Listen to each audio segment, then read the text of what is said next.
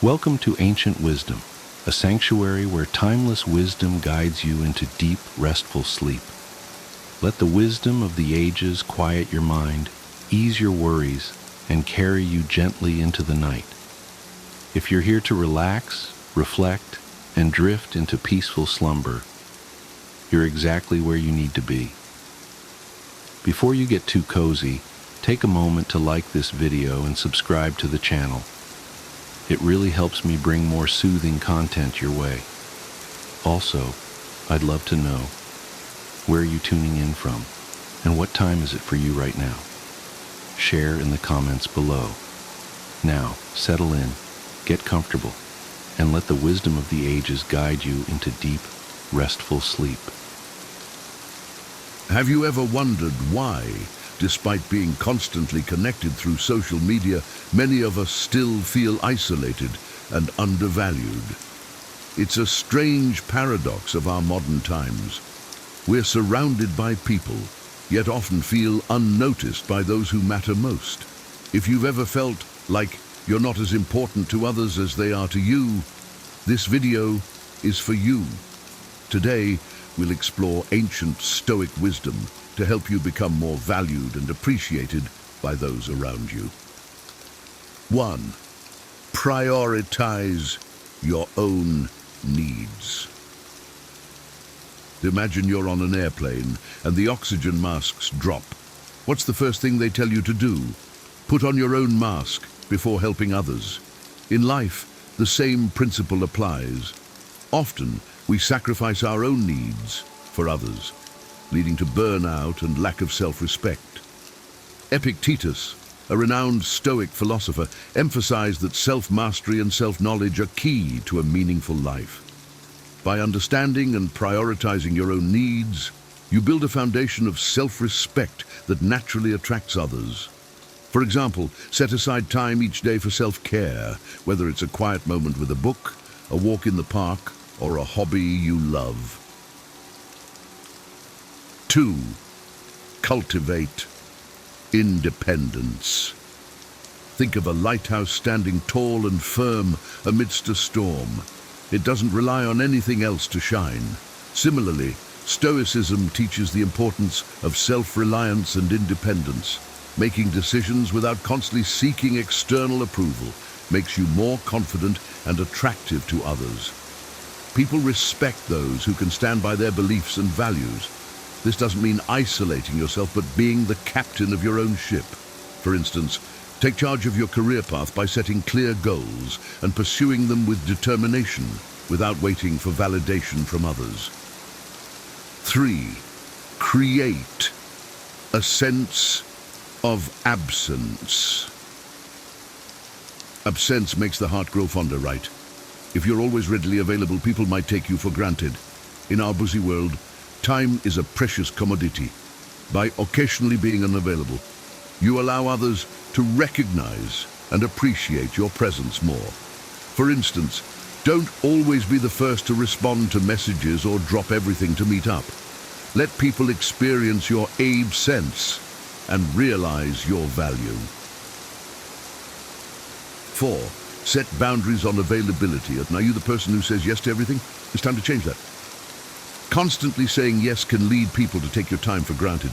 Seneca, another Stoic thinker, reminds us to own our time and use it wisely. Learning to say no respectfully helps you prioritize your needs and ensures that your availability is valued. For example, if you're swamped with work, it's okay to decline a last-minute invitation. Respecting your own time teaches others to do the same. 5. Let others initiate conversations. In our hyper-communicative world, it might seem strange to stop initiating conversations, but Stoicism values listening more than speaking. By allowing others to start conversations, you show that you value their thoughts and opinions. This practice fosters deeper connections and makes you more appreciated. Try this. Next time, wait for your friends to reach out first. You'll learn a lot by listening and observing. 6.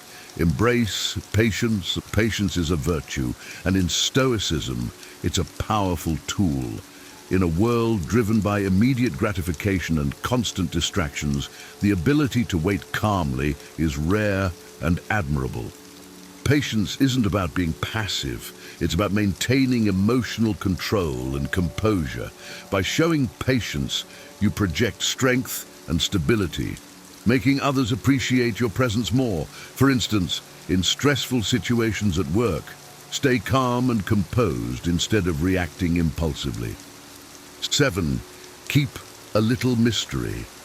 Think of the last great movie you watched. What kept you hooked? The unfolding mystery. Similarly, maintaining a bit of mystery about yourself can make others more interested in you. Stoicism teaches self-discipline and the importance of controlling how much you reveal. By gradually sharing your thoughts and experiences, you keep others intrigued and focused on you. For example, instead of sharing everything about your weekend, leave out a few details and let others ask questions. Encourage others to invest in you. Allowing others to contribute to your life helps build stronger bonds.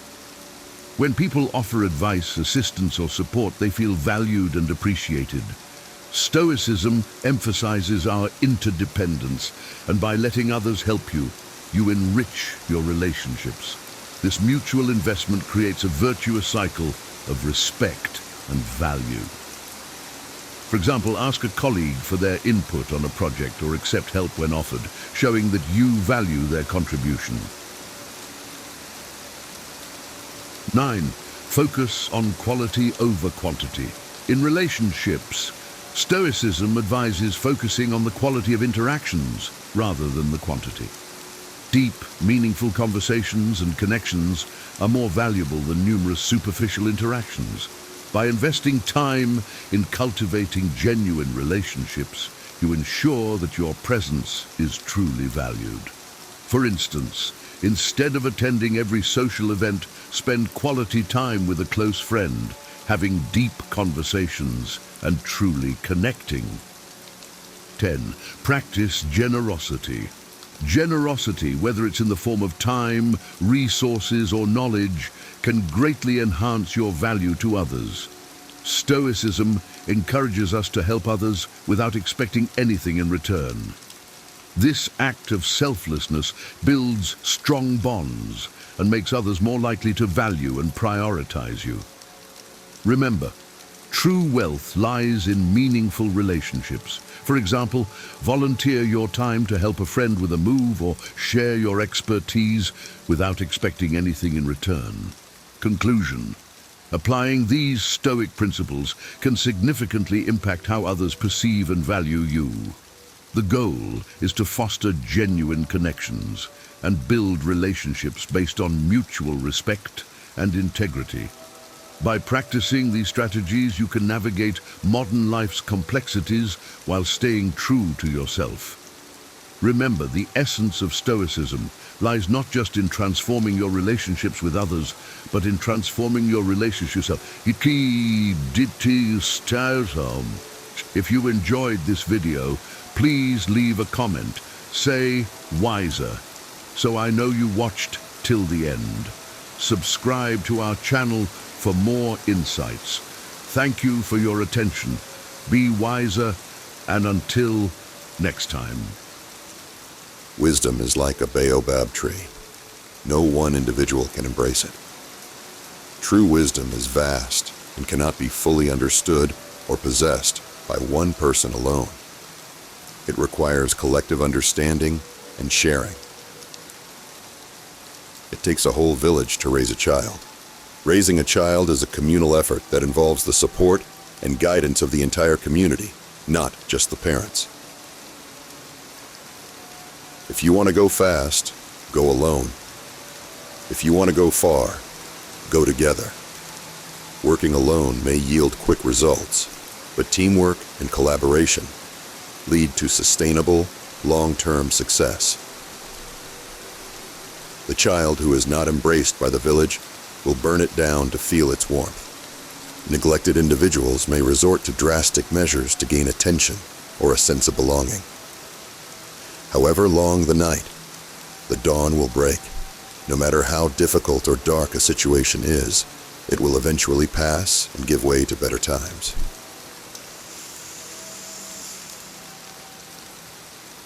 The fool speaks, the wise man listens. Wisdom often involves listening and understanding before speaking, whereas foolishness is marked by hasty, uninformed speech. A bird will always use another bird's feathers to feather its own nest. People often use resources or knowledge from others to improve their own situation. When there is no enemy within, the enemies outside cannot hurt you. Inner peace and self-confidence make external threats less harmful. You learn how to cut down trees by cutting them down. Practical experience is the best teacher. You learn by doing. Rain does not fall on one roof alone. Hardships and blessings are shared experiences that affect many people, not just one individual. A man who uses force is afraid of reasoning. Those who resort to violence often do so because they lack the ability or willingness to engage in rational discourse. Do not look where you fell, but where you slipped. Focus on understanding the cause of your mistakes rather than the consequences. To try and fail is not laziness. Making an effort, even if it results in failure, is commendable and not the same as being lazy. A child's fingers are not scalded by a piece of hot yam, which its mother puts into its palm. Parents or guardians often protect their children from harm, even in challenging situations. A chattering bird builds no nest.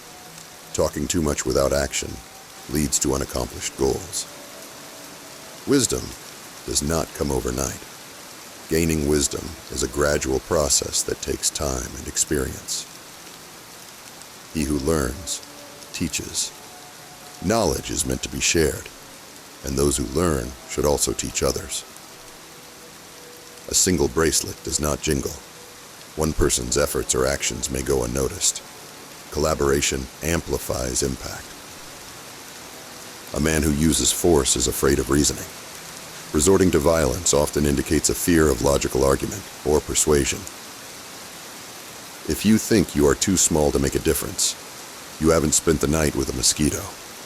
Even the smallest actions can have a significant impact. Knowledge is like a garden. If it is not cultivated, it cannot be harvested. Knowledge requires nurturing and continuous effort to be useful and beneficial. So, a bird will always use another bird's feathers to feather its own nest. People often use resources or knowledge from others to improve their own situation. He who refuses to obey cannot command. To lead effectively, one must also know how to follow and respect authority. The axe forgets, but the tree remembers. Those who cause harm may forget their actions, but those who are harmed remember. Even the best cooking pot will not produce food. Having the best tools or resources is useless without the skills or effort to use them. And seeing is different from being told. Experiencing something firsthand is more impactful and convincing than hearing about it secondhand. One who loves you warns you. True care and concern often come with honest warnings and advice. Even the best cooking pot will not produce food. Having the best tools or resources is useless without the skills or effort to use them. There is no medicine to cure hatred. Hatred is a deep-rooted emotion that cannot be easily remedied or cured. You do not teach the paths of the forest to an old gorilla. Experienced individuals do not need to be taught what they already know well.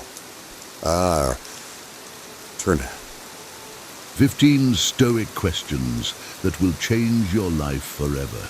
Have you ever wondered if a single question could change the trajectory of your life? In a world full of answers, it's the right questions that often hold the power to transform our existence.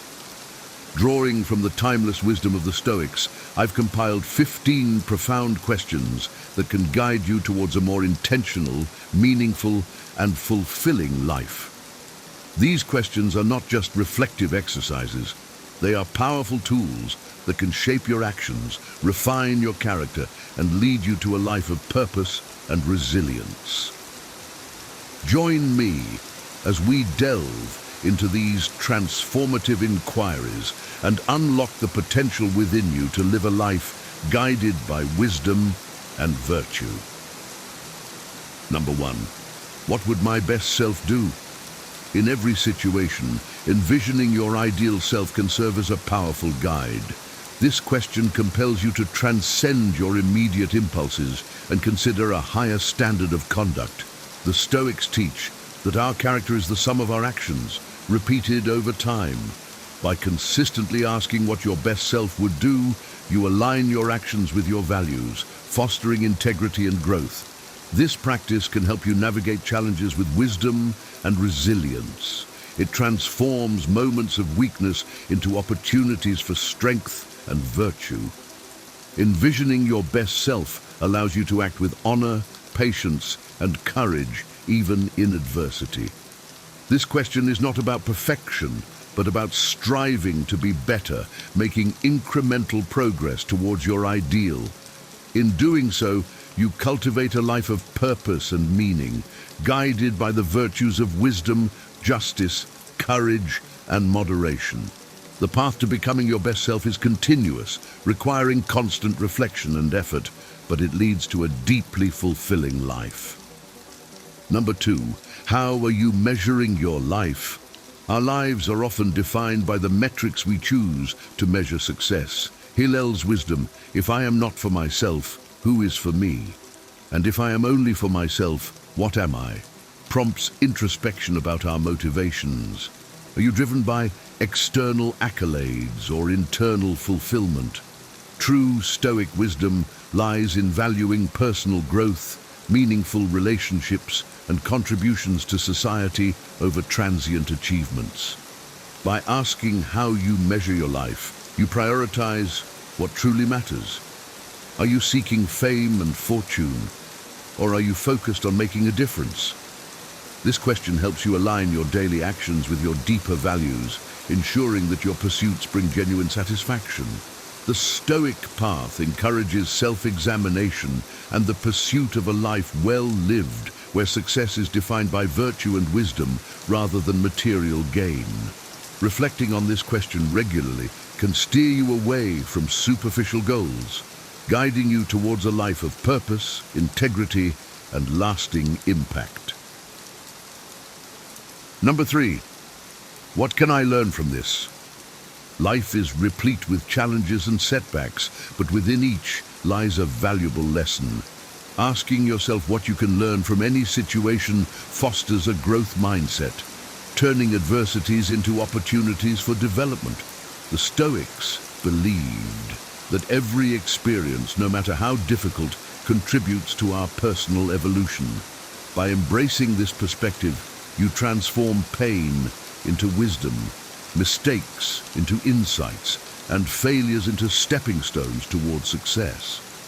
This question encourages resilience and adaptability, essential traits for navigating life's unpredictability. It shifts your focus from lamenting your circumstances to understanding and growing from them. This mindset not only enhances your problem-solving skills, but also strengthens your character, making you more robust in the face of future challenges. By consistently seeking lessons in every experience, you cultivate a life of continuous improvement and profound wisdom, embodying the Stoic ideal of turning obstacles into opportunities for growth.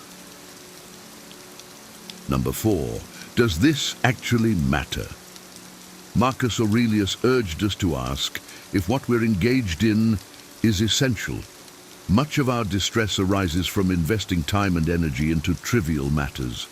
This question helps us distinguish the significant from the insignificant, ensuring our efforts are directed towards what truly matters. In the grand scheme, many concerns that consume us are fleeting and inconsequential.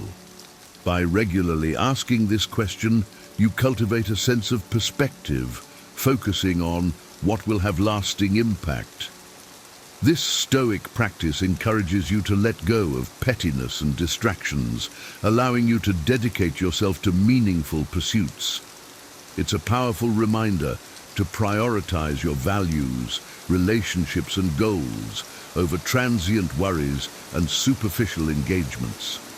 Adopting this mindset helps you lead a more focused, purposeful life, where your actions and thoughts are aligned with your deepest principles. This reflective practice, rooted in Stoic wisdom, ensures that you live intentionally, investing in what truly enriches your life and the lives of others. Number 5, is this who I want to be? Every action, big or small, contributes to the person you become. This question urges you to consider whether your current behavior aligns with your ideal self. Cheryl Strayed wisely noted, "You're becoming who you're going to be, so you might as well not be an asshole." The Stoics emphasized that our character is forged in the crucible of our daily choices. By asking if your actions reflect the person you aspire to be, you hold yourself accountable to your highest standards. This introspection encourages integrity and consistency, ensuring that your deeds are in harmony with your values. It's a call to act with honor, compassion, and wisdom, even when it's difficult. This question reminds you that greatness is not an abstract ideal, but a daily practice. By aligning your actions with your ideals, you build a life of authenticity and virtue, embodying the Stoic principle that how we do anything is how we do everything. Number 6, who are you spending time with? The people we surround ourselves with significantly influence our character and life path. Gertrude Stein once said, "Show me who you spend time with, and I will tell you who you are." Seneca advised seeking the company of those who elevate us. By evaluating your social circle, you can determine whether your relationships are fostering growth or holding you back. Are your friends and colleagues supporting your journey towards your goals, or are they averaging you down? This question may lead to difficult decisions about whom to distance yourself from and whom to draw closer to.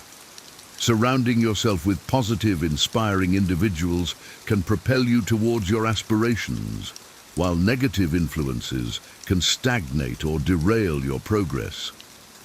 This Stoic inquiry encourages you to cultivate relationships that enrich your life and support your pursuit of wisdom and virtue. By consciously choosing your companions, you create an environment conducive to personal growth and fulfillment. Number 7, what am I missing by choosing to worry or be afraid? Fear and worry can cloud our judgment and drain our energy. Gavin de Becker, in his book The Gift of Fear, advises us to question what we might be overlooking when consumed by these emotions. The Stoics teach that while it's natural to feel fear or anxiety, it's crucial not to let these emotions dictate our actions. By asking what you might be missing, you shift your focus from the negative to the proactive. This question encourages you to identify opportunities and solutions that fear might otherwise obscure. It helps you reclaim your cognitive resources, directing them towards constructive action rather than paralyzing worry. This Stoic practice fosters resilience and clarity, enabling you to navigate challenges with a calm and focused mind. By recognizing the potential for growth and learning in every situation, you transform fear into a catalyst for improvement, embodying the Stoic principle of using adversity as a stepping stone to greater wisdom. Number 8, are you being present? Mindfulness is a cornerstone of Stoic practice. Being fully present in each moment allows you to experience life more deeply and authentically.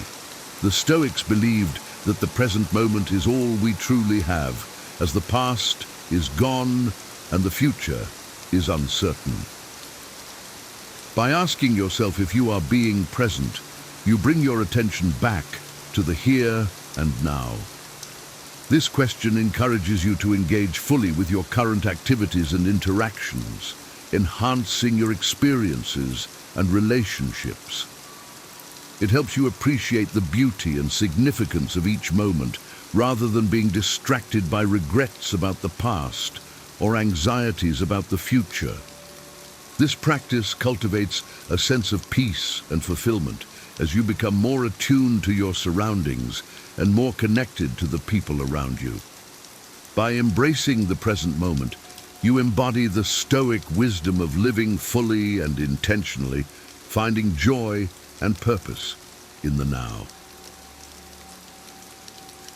Number 9, is this in my control? Epictetus emphasized the importance of distinguishing between what we can control and what we cannot. Much of our frustration comes from trying to manage the uncontrollable. By asking if something is within your control, you direct your energy towards actions that can make a difference. This question fosters a sense of empowerment and clarity, helping you focus on your thoughts, actions, and responses, things that are truly within your domain.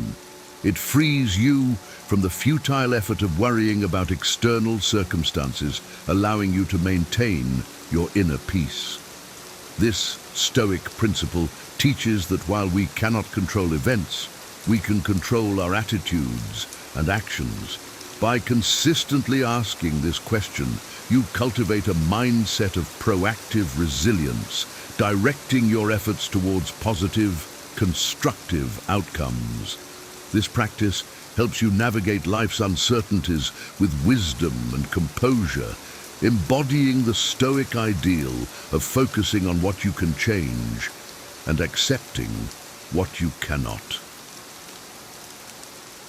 Number 10. Who is this for? Understanding the purpose behind your actions is crucial for meaningful work. This question encourages you to consider who will benefit from your efforts. Are you creating for yourself, for recognition, or for the betterment of others? The Stoics believed in living for the common good, finding purpose in serving others.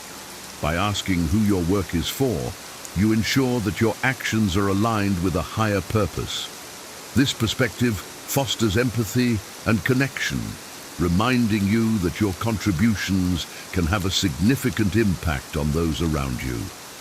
It helps you move beyond self-centered motivations, aligning your efforts with a greater cause. This Stoic inquiry promotes a sense of duty and responsibility, guiding you towards actions that are not only personally fulfilling, but also beneficial to others. By keeping this question in mind, you enhance the quality and impact of your work, living a life of purpose and service. Number 11. Will this be a live time or dead time? Robert Greene posed this question to Ryan Holiday when he was contemplating his career path. It asks whether you will use your time actively and productively, live time, or passively and wastefully, dead time. This question is particularly relevant during periods of waiting or transition. The Stoics emphasize the importance of making the most of every moment, recognizing that our time is finite. By asking this question, you ensure that even seemingly idle periods are used for growth and improvement. It encourages you to seize opportunities for learning, reflection, and action, rather than allowing time to slip by unproductively. This Stoic practice promotes a proactive mindset, where every moment is valued and utilized to its fullest potential. By consistently choosing live time over dead time, you cultivate a life of continuous progress and fulfillment, embodying the Stoic ideal of making the most of your precious time. Number 12. What is the most important thing to you? Knowing your priorities is essential for a focused and meaningful life. Seneca spoke of euthymia, the state of knowing your path and not being distracted by others' journeys. By identifying what is most important to you, you can ensure that your actions and decisions are aligned with your deepest values and goals. This question helps you avoid the trap of chasing superficial achievements and instead focus on what truly matters. It guides you toward a life of purpose and balance, where your efforts are directed towards your core priorities. This Stoic inquiry encourages clarity and intention, helping you navigate distractions and stay true to your path. By regularly reflecting on what is most important to you, you create a life that is rich in meaning and fulfillment, grounded in the values and relationships that matter most. This practice embodies the Stoic wisdom of living in harmony with your principles and aspirations. Number 13, to be or to do. This profound question, posed by the strategist John Boyd, challenges you to consider whether you want to achieve genuine impact or merely seek recognition. The Stoics valued actions over appearances, emphasizing the importance of substance over superficiality. By asking whether you aim to be important or to do important things, you focus on meaningful accomplishments rather than external validation. This question encourages humility and dedication, reminding you that true success lies in your contributions and efforts, not in the accolades you receive.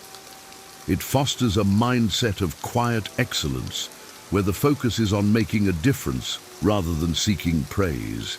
This Stoic principle promotes integrity and purpose, guiding you towards actions that have lasting value. By prioritizing doing over being, you cultivate a life of authentic achievement and impact, embodying the Stoic ideal of valuing substance over show. Number 14, what does your ideal day look like? Seneca reminded us that a life is made up of days, and how we spend each day determines the quality of our life. By envisioning your ideal day, you create a blueprint for a fulfilling life. This question encourages you to design your days intentionally, focusing on activities that align with your values and goals. It helps you prioritize your time, ensuring that you spend it on what truly matters rather than being swept up in distractions and obligations. By regularly reflecting on what makes an ideal day, you can make conscious choices that bring you closer to your vision of a good life. This Stoic practice promotes intentionality and mindfulness, guiding you towards a life of balance and purpose. By knowing what an ideal day looks like for you, you create a framework for living in harmony with your deepest aspirations, embodying the Stoic wisdom of designing a life of meaning and joy. Number 15, are you doing your job? In any organization or life situation, understanding and fulfilling your role is crucial. This question, often emphasized by leaders like Bill Belichick, asks whether you are focusing on your responsibilities or getting distracted by others' tasks. The Stoics believed in the importance of duty and the value of doing one's job well. By asking if you are doing your job, you ensure that your efforts are directed towards your responsibilities, maintaining focus and accountability. This question encourages discipline and dedication, reminding you to prioritize your tasks and contribute effectively. It helps you avoid the pitfalls of comparison and distraction, allowing you to excel in your role. This Stoic inquiry promotes a sense of duty and excellence, guiding you towards consistent, high-quality performance. By regularly asking if you are doing your job, you cultivate a mindset of responsibility and integrity, embodying the Stoic ideal of fulfilling your duties with diligence and honor. These 15 questions hold the power to reshape your life, guiding you towards greater wisdom, purpose, and fulfillment. By regularly reflecting on them, you can navigate life's challenges with clarity and intention, becoming the person you aspire to be. If you found value in these insights and are eager for more wisdom to enhance your journey, Don't forget to like this video and subscribe to our channel. Join our community and let's continue this journey towards a wiser, more intentional life together. Share your thoughts in the comments and let's keep the conversation going. Thank you for watching and stay tuned for more life-changing wisdom. Here are 5 Stoic rules to help you emotionally detach from someone, whether it's a toxic relationship, unrequited love, or a painful friendship. These timeless principles will help you find clarity and regain control of your emotions. Emotional detachment doesn't mean you stop caring. It means you protect your inner peace. The Stoics believed that freedom comes from mastering our emotions, not suppressing them. Imagine being able to let go of someone's hold on you without resentment, finding strength in acceptance and self-reliance. These 5 rules will show you how. In this video, we'll uncover actionable Stoic techniques that are as relevant today as they were in ancient times. Stay tuned until the end, and you'll learn how to turn emotional pain into a stepping stone for growth and resilience. Let's dive in. 1. Focus on what you can control. The first rule is foundational to Stoicism. Focus only on what is within your control. You cannot change someone's feelings, actions, or decisions, but you can control your own thoughts, reactions, and choices. Instead of ruminating over why someone treated you a certain way or wishing they were different, shift your focus inward. For example, if someone ends a relationship, resist the urge to change their mind or dwell on their motives. Instead, redirect that energy toward your growth, whether it's building new skills, strengthening friendships, or exploring personal passions. By detaching from the uncontrollable, you free yourself from unnecessary emotional turmoil. 2. Practice negative visualization. The Stoics practiced a technique called premeditatio malorum, or negative visualization. This involves imagining the worst-case scenario to prepare your mind for acceptance. If you're struggling to detach from someone, envision a life where they are no longer part of your world. While this may seem painful at first, it helps you accept reality instead of resisting it. By mentally preparing yourself for loss, you build emotional resilience. Over time, this exercise allows you to view detachment not as a tragedy, but as an opportunity for growth and freedom. 3. Embrace the impermanence of relationships. Stoicism teaches that everything in life is fleeting, including relationships. When you accept that nothing is permanent, you stop clinging to the idea that someone must stay in your life forever. Detachment becomes easier when you view relationships as part of a natural ebb and flow. Marcus Aurelius often reminded himself that life is temporary, and clinging to what must eventually pass only leads to suffering. Appreciate the good times you shared, but don't let their absence define your happiness. Recognizing impermanence allows you to cherish moments without being enslaved by them. 4. Reframe your perspective. The Stoics believed that it's not events that disturb us, but our perception of them. If you're struggling to detach emotionally, ask yourself, what story am I telling myself about this person or relationship?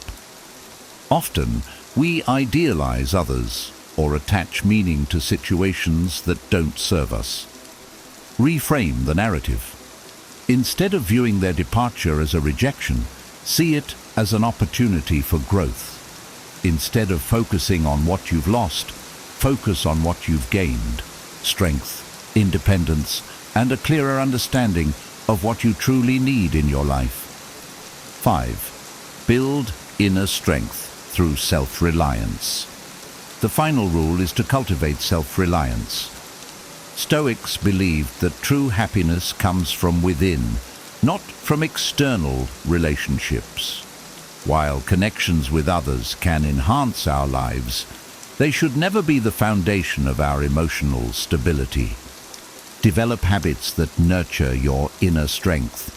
Journaling, meditation, physical exercise, or pursuing hobbies. By building a life that fulfills you independently of others, you create a strong foundation that can weather any emotional storm.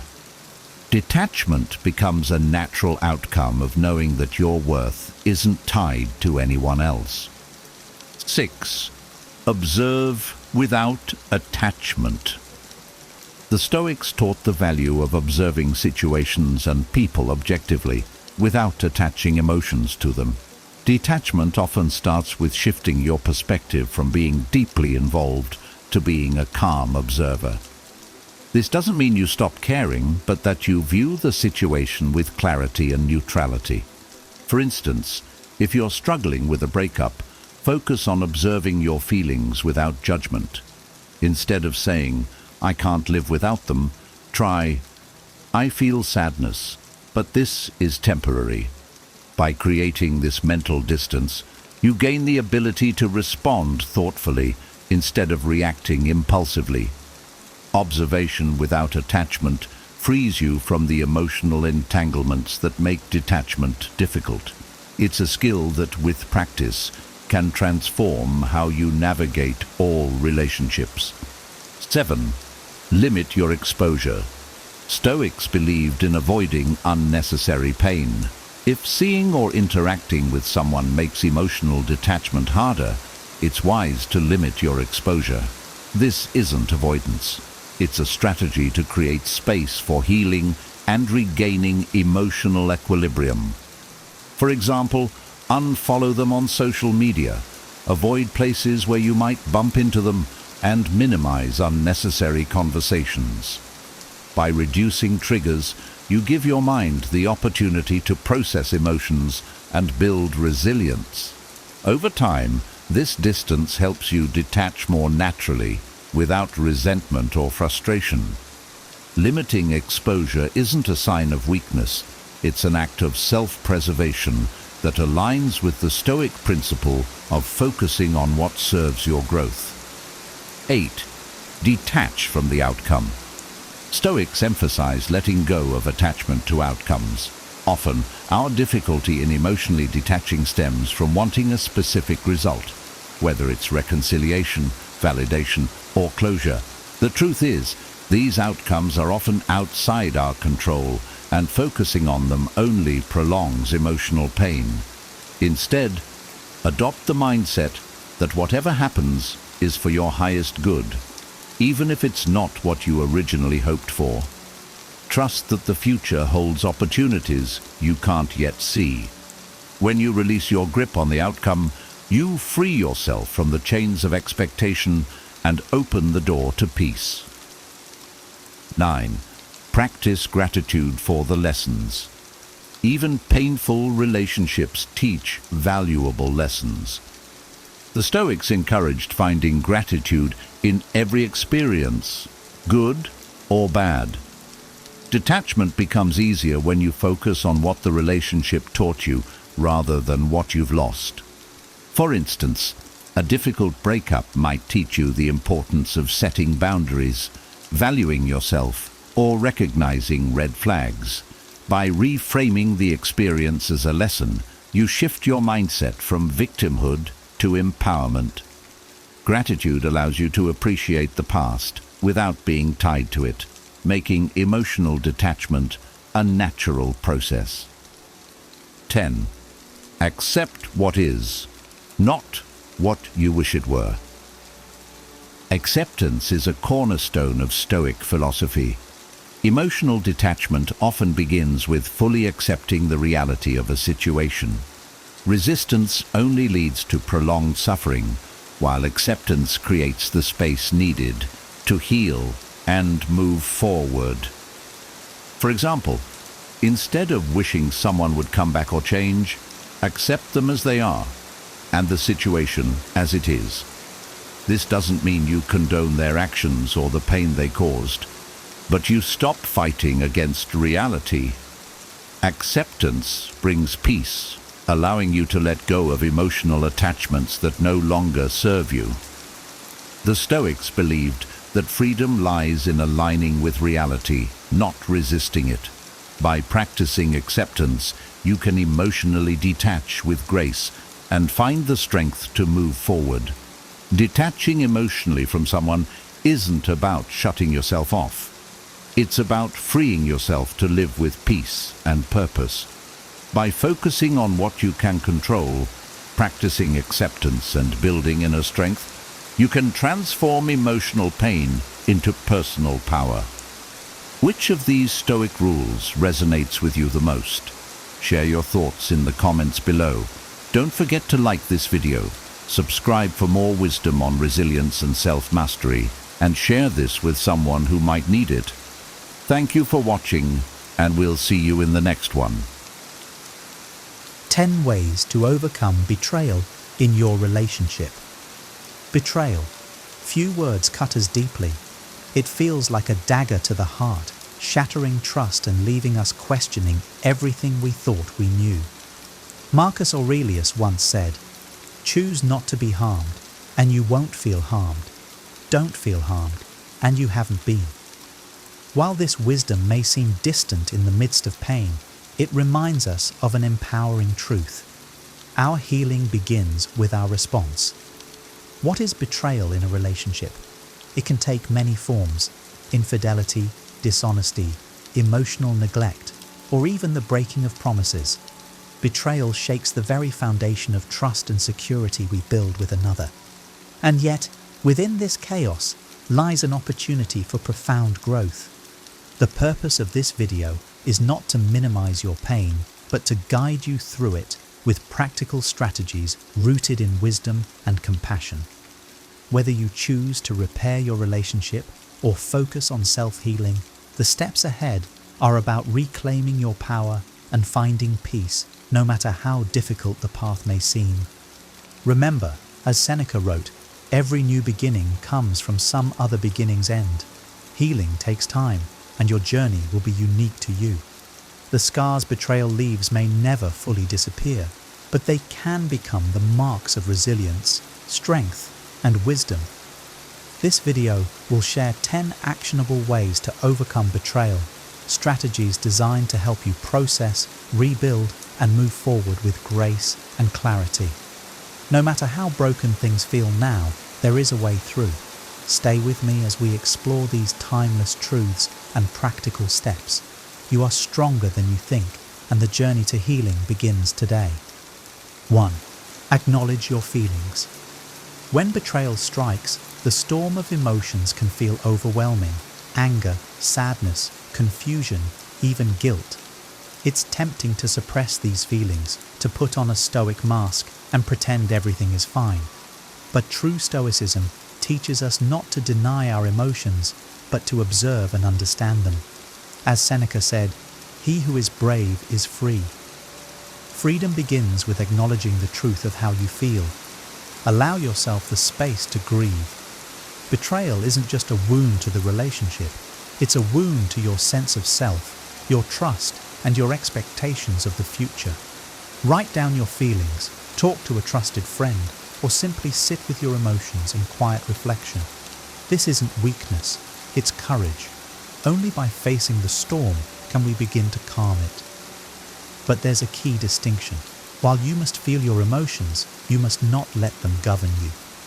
Marcus Aurelius reminds us, "You have power over your mind, not outside events.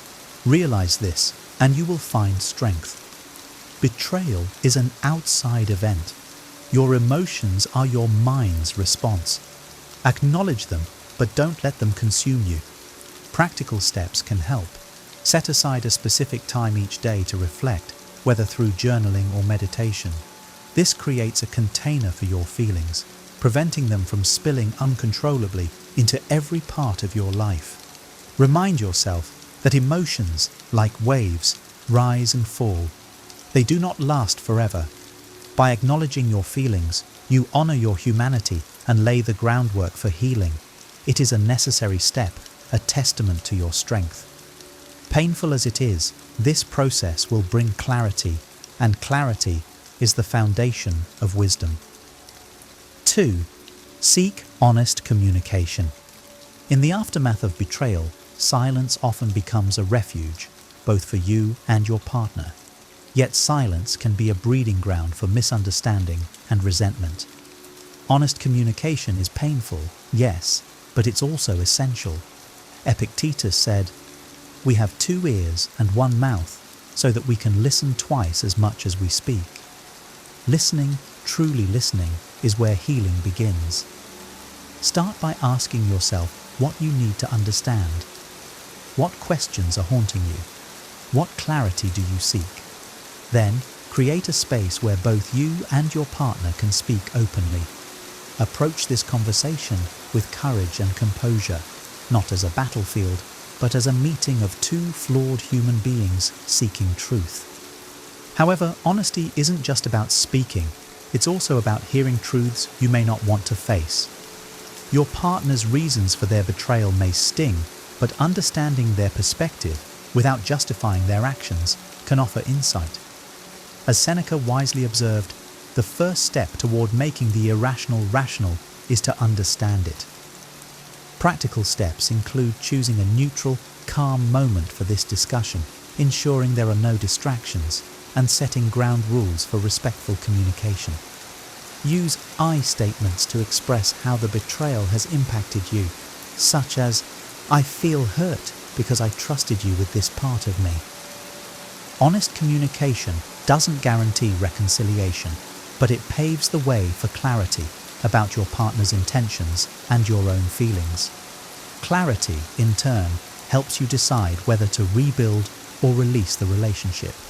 Truth may hurt, but it is the foundation of wisdom and the first step toward peace. 3. Establish boundaries. Betrayal shakes the sense of safety in a relationship, leaving you vulnerable and exposed. To begin the process of healing, boundaries are essential. They are not walls to shut people out, but fences to protect your emotional well-being. Marcus Aurelius reminds us, "You have power over your mind, not outside events." Boundaries help reclaim that power.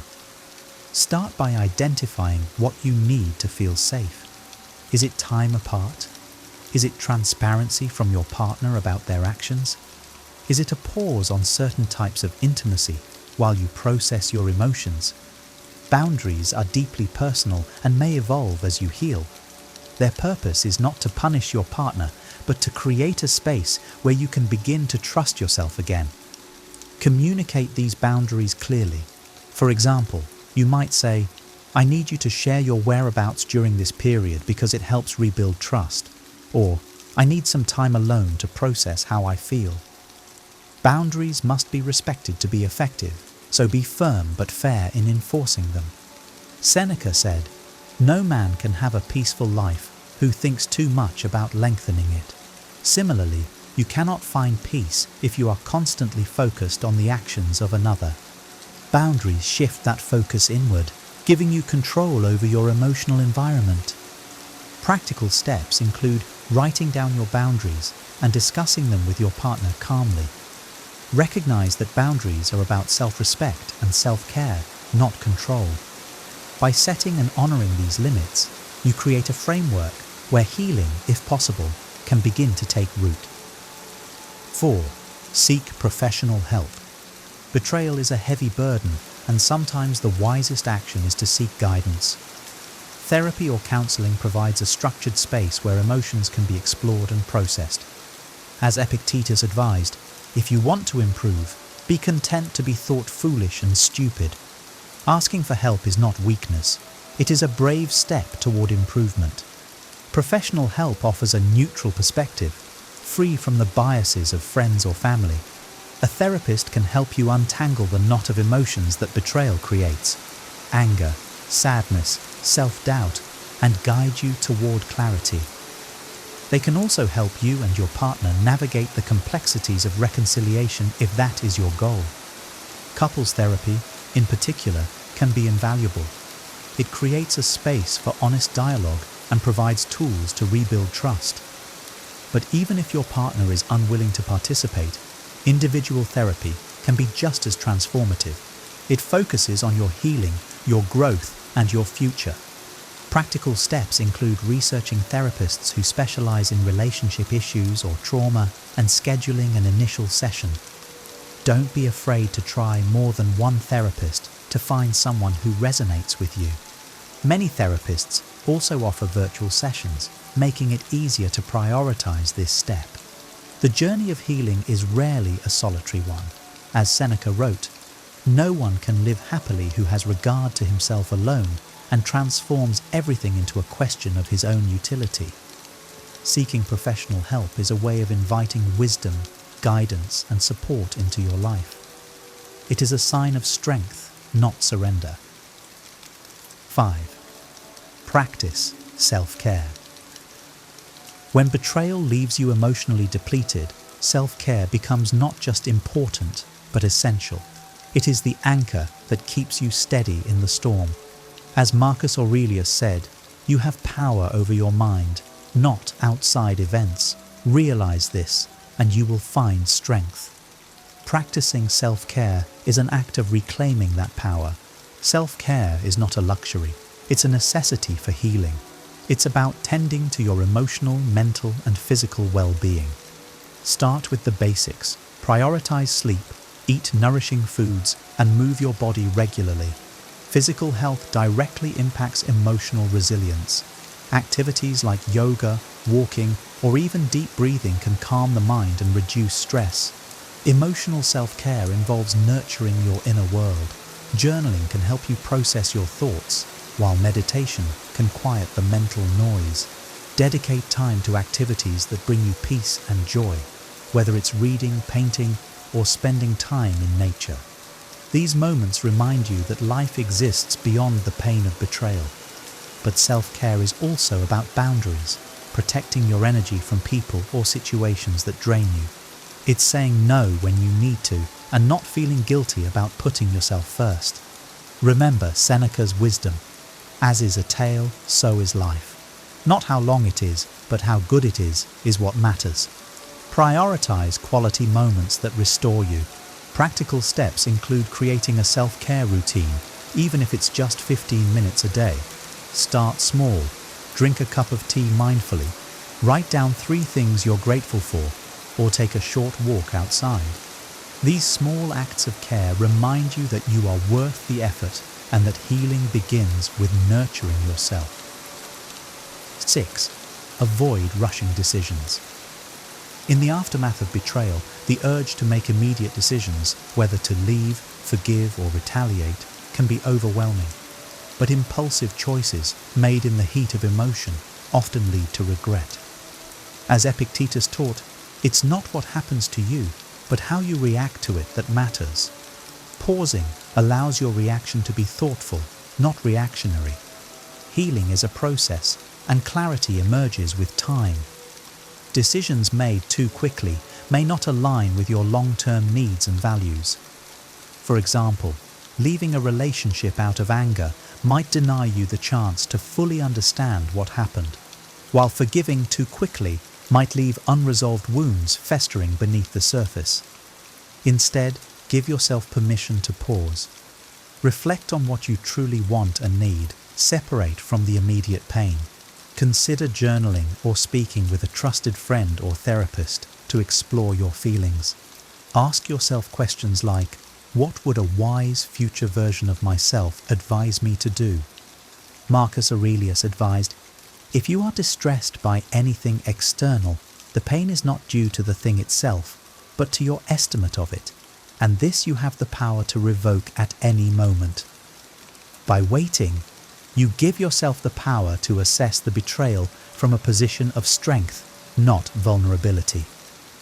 Practical steps include setting a specific timeline for decision-making, such as revisiting the situation in a month. In the meantime, focus on self-care and reflection. By resisting the urge to rush, you honor both your healing process and your capacity for thoughtful, intentional choices. 7. Focus on rebuilding trust. if you choose to stay in the relationship, rebuilding trust is both the most challenging and the most vital step. Trust is fragile. It takes years to build, but can be shattered in an instant. However, it is not irreparable. As Seneca wrote, every new beginning comes from some other beginning's end. Rebuilding trust requires creating a new foundation, not patching up the old one. Begin by defining what trust means to you. What actions or behaviors would help restore your confidence in your partner? Transparency is often key. This might mean regular check-ins, open communication about feelings, or a willingness to share details that rebuild accountability. But rebuilding trust is not just about your partner's actions, it's also about your willingness to allow it. Both partners must commit to the process. Your partner must demonstrate consistent effort and sincerity over time, while you must be open to the possibility of trusting again. It's a mutual journey, and it requires patience, empathy, and hard work from both sides. Practical steps include creating a trust-building plan together. This could involve agreeing on boundaries, discussing triggers, or even attending therapy together to navigate the process. Keep the focus on progress, not perfection. Small, consistent actions matter more than grand gestures. Remember, trust is not just about the other person. It's also about trusting yourself. Trust that you have the strength and wisdom to navigate this path, whether it leads to reconciliation or not. As Marcus Aurelius said, waste no more time arguing about what a good man should be one.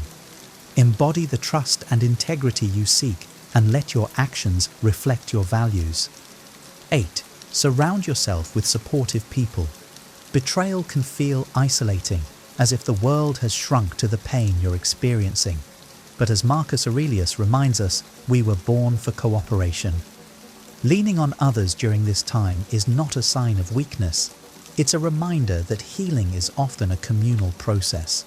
Surround yourself with people who truly support you, friends, family, or even support groups. These individuals can provide perspective, encouragement, and, most importantly, the reassurance that you are not alone. Their insights can help you see things more clearly, especially when your emotions cloud your judgment. Avoid those who fan the flames of anger or bitterness. Instead, seek those who foster calm and wisdom.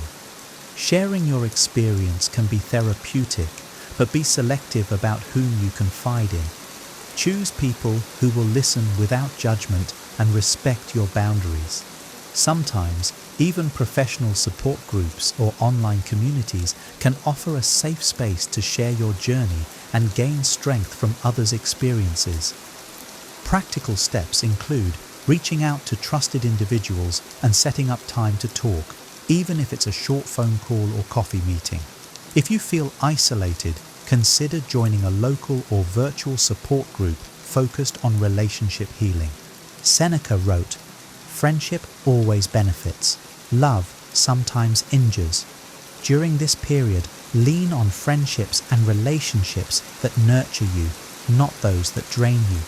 By surrounding yourself with support, you'll find strength in the collective wisdom and empathy of others. Healing may be your journey, but it doesn't have to be walked alone. 9. Reframe the experience as growth. Betrayal, while painful, can be a catalyst for profound personal growth. As Epictetus said, difficulties show a person's character. The question is not why betrayal happened to you, but how you will use it to become stronger, wiser, and more resilient.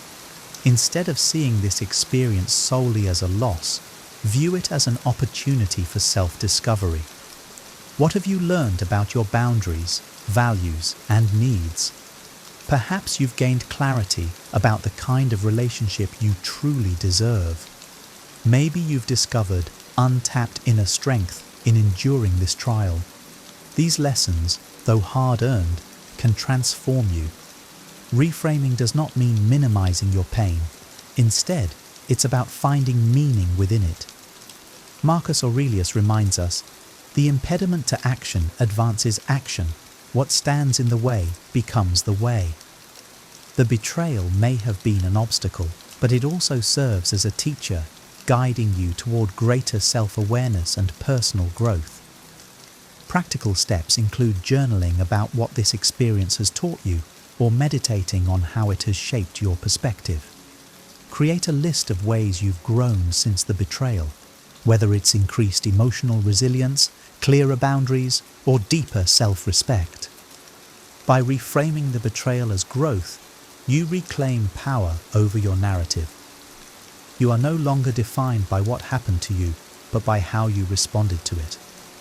This mindset shifts you from victim to victor, transforming pain into purpose and adversity into strength. 10. Know when to let go. There comes a time when clinging to the past does more harm than letting go.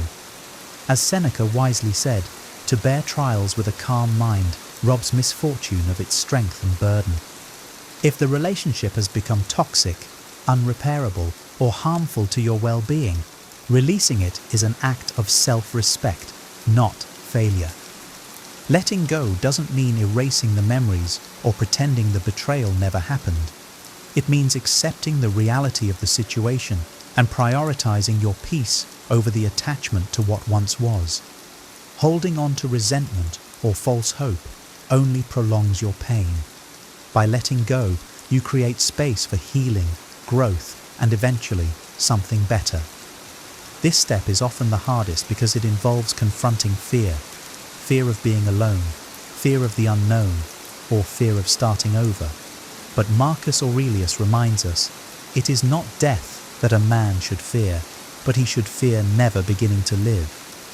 Letting go is not an end, but a beginning, a chance to live in alignment with your values and truth. Practical steps include creating a ritual to symbolize release, such as writing a letter to your partner, whether you send it or not, or meditating on forgiveness. Surround yourself with supportive people and focus on building a future that reflects your worth and aspirations. Letting go is not giving up, it's choosing yourself. It's an act of courage, wisdom, and love for yourself and the life you deserve. By walking away from what no longer serves you, you make room for the healing and happiness that await. Solutions and long-term strategies. As you move through the process of overcoming betrayal, the immediate steps are only part of the journey. Long-term healing and personal growth require ongoing effort, self-awareness, and intentional choices. Let's explore 3 powerful strategies to help you create a strong foundation for your future. 1. Forgiveness as a personal choice. Forgiveness is one of the most misunderstood aspects of healing. It is often perceived as absolving the betrayer or reconciling the relationship. But true forgiveness is a gift you give yourself. Seneca reminds us, he who has injured you was either stronger or weaker. If weaker, spare him. If stronger, spare yourself.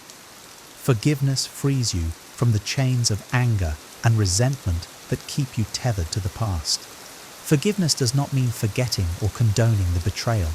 It means releasing the emotional grip it has on you, allowing you to move forward unburdened. This is a deeply personal process that happens on your timeline. You may choose to forgive for your peace, even if you never reconcile with the betrayer. Practical steps include practicing forgiveness, meditation, or writing a letter to the person who hurt you, whether you send it or not. Remind yourself that forgiveness is about reclaiming your power and protecting your peace, not about their actions or validation. 2. Building emotional resilience. Betrayal can leave you feeling vulnerable and questioning your ability to trust again.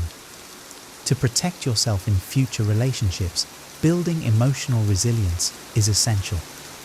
Marcus Aurelius said, "You have power over your mind, not outside events." This mindset helps you regain confidence in your ability to navigate challenges and setbacks. Emotional resilience comes from cultivating self-awareness, setting boundaries, and maintaining a healthy perspective. It involves learning from the past without allowing it to define you.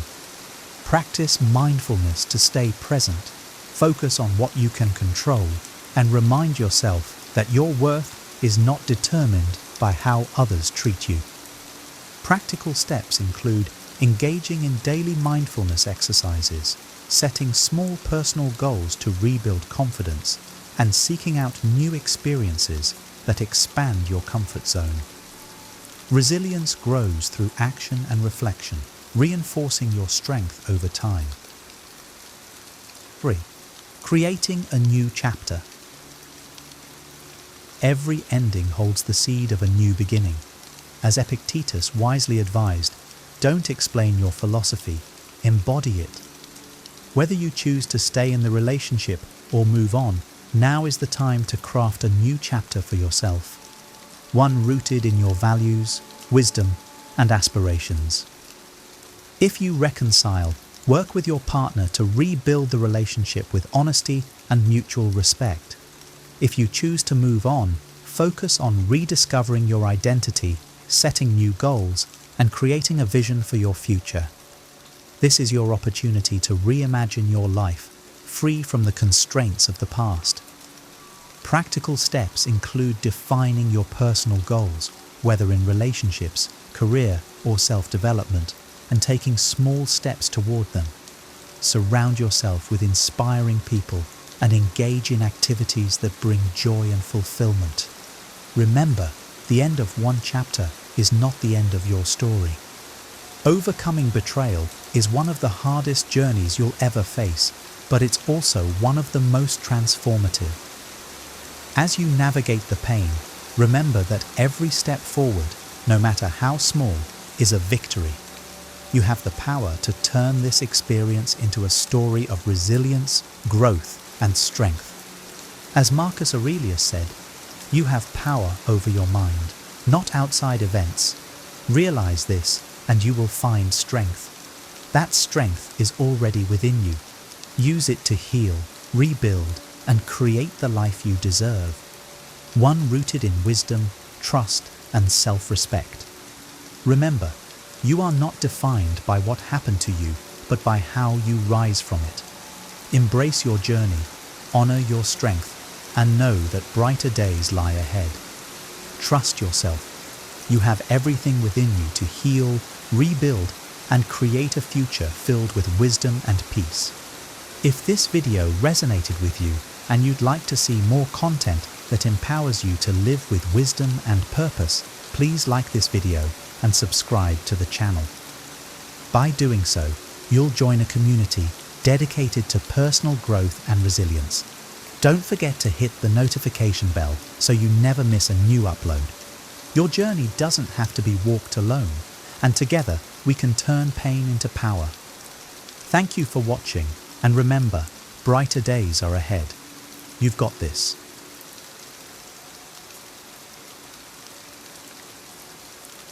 Ten disturbing signs. You're surrounded by fake people and how to deal with this problem. In a world filled with social connections, it's easy to mistake proximity for authenticity. Yet, some of the most harmful relationships in our lives come disguised as friendships. These individuals, whom we might call fake people, are not always overtly toxic. Instead, they erode trust and authenticity in subtle but destructive ways. They prioritize appearances, manipulate emotions, and often pursue their self-interest at the expense of others. As the Stoic philosopher Epictetus reminds us, keep company only with those who uplift you, whose presence calls forth your best self. Why does recognizing fake people matter? It's not just about avoiding discomfort. These relationships can drain our mental energy, corrode our self-esteem, and distract us from meaningful pursuits. When we allow insincerity to linger in our lives, we compromise our peace of mind. Marcus Aurelius emphasized the importance of maintaining our inner tranquility by choosing carefully whom we let into our circle. He wrote, "The tranquility that comes when you stop caring what they say, or think, or do, only what you do matters." Spotting fake people is about reclaiming this tranquility. The purpose of this article is to help you identify the subtle yet disturbing signs of fake people in your life. Armed with this awareness, you can take purposeful action to protect yourself and nurture relationships that reflect mutual respect and authenticity. In doing so, you align yourself with the Stoic ideal of living a virtuous life, where your energy is channeled toward what truly matters, becoming the best version of yourself and fostering meaningful connections. Recognizing fake people isn't about fostering suspicion, but about practicing discernment. By learning to spot these toxic behaviors, you take a powerful step toward living a life of integrity and emotional freedom. 1.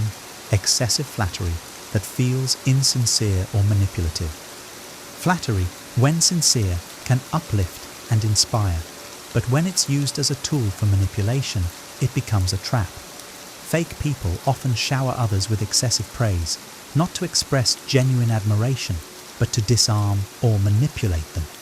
As Seneca observed, a flatterer is a friend who is your enemy in disguise. Their words may feel good in the moment, but their intentions are rooted in self-interest. Consider a colleague who constantly praises your work in meetings, but later undermines you to superiors, or a friend who compliments your appearance excessively, but expects favors in return. Their compliments feel hollow, as if they're saying what they think you want to hear, not what they truly believe. This behavior often reveals a lack of authenticity and a desire to manipulate your emotions for their gain. Stoicism teaches us to value truth over comfort. Marcus Aurelius advises, waste no more time arguing about what a good man should be one. In the same vein, it's crucial to seek relationships built on honesty rather than superficial praise. When someone's flattery feels disproportionate or self-serving, pause and question their motives. True friends will offer encouragement grounded in sincerity, not manipulation. To protect yourself, focus on cultivating a strong sense of self-worth that doesn't depend on others' approval. When you value yourself for who you are, you become less susceptible to the allure of empty compliments. Instead, you'll recognize the deeper worth of those who support you with honesty and integrity. 2. Talking behind your back, but acting friendly in person. Few things are as damaging to trust as discovering that someone speaks poorly of you when you're not around. Fake people often maintain a facade of friendliness while sowing discord behind closed doors. This duplicity can leave you questioning your perception and doubting the authenticity of your relationships. Picture a co-worker who greets you warmly every day but criticizes your efforts to others, undermining your reputation. Or a friend who listens to your struggles only to share them as gossip in another circle. These actions reveal a fundamental lack of respect and loyalty. As Epictetus cautioned, first, learn the meaning of what you say and then speak. Stoic wisdom reminds us to guard our peace by aligning ourselves with those whose actions match their words. Marcus Aurelius advises, "It never ceases to amaze me. We all love ourselves more than other people, but care more about their opinion than our own." This is a powerful reminder to value truth over appearances. When faced with a two-faced individual, don't internalize their behavior as a reflection of your worth. Instead, recognize it as their failure to live virtuously. To address this, cultivate direct and honest communication. If you suspect someone of speaking behind your back, confront them calmly and assertively. A genuine person will respond with accountability, while a fake one will deflect or deny. Build relationships with those who value integrity and let go of connections that lack mutual respect. 3. Disappearing. When you need support, but showing up during your successes. True friends stand by your side through both triumphs and trials. Fake people, however, have a pattern of vanishing when the going gets tough, only to reappear when there's something to gain. Their loyalty is conditional, tied to how your circumstances benefit them.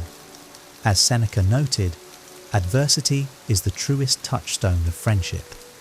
Imagine reaching out to someone during a personal crisis, only to be met with silence.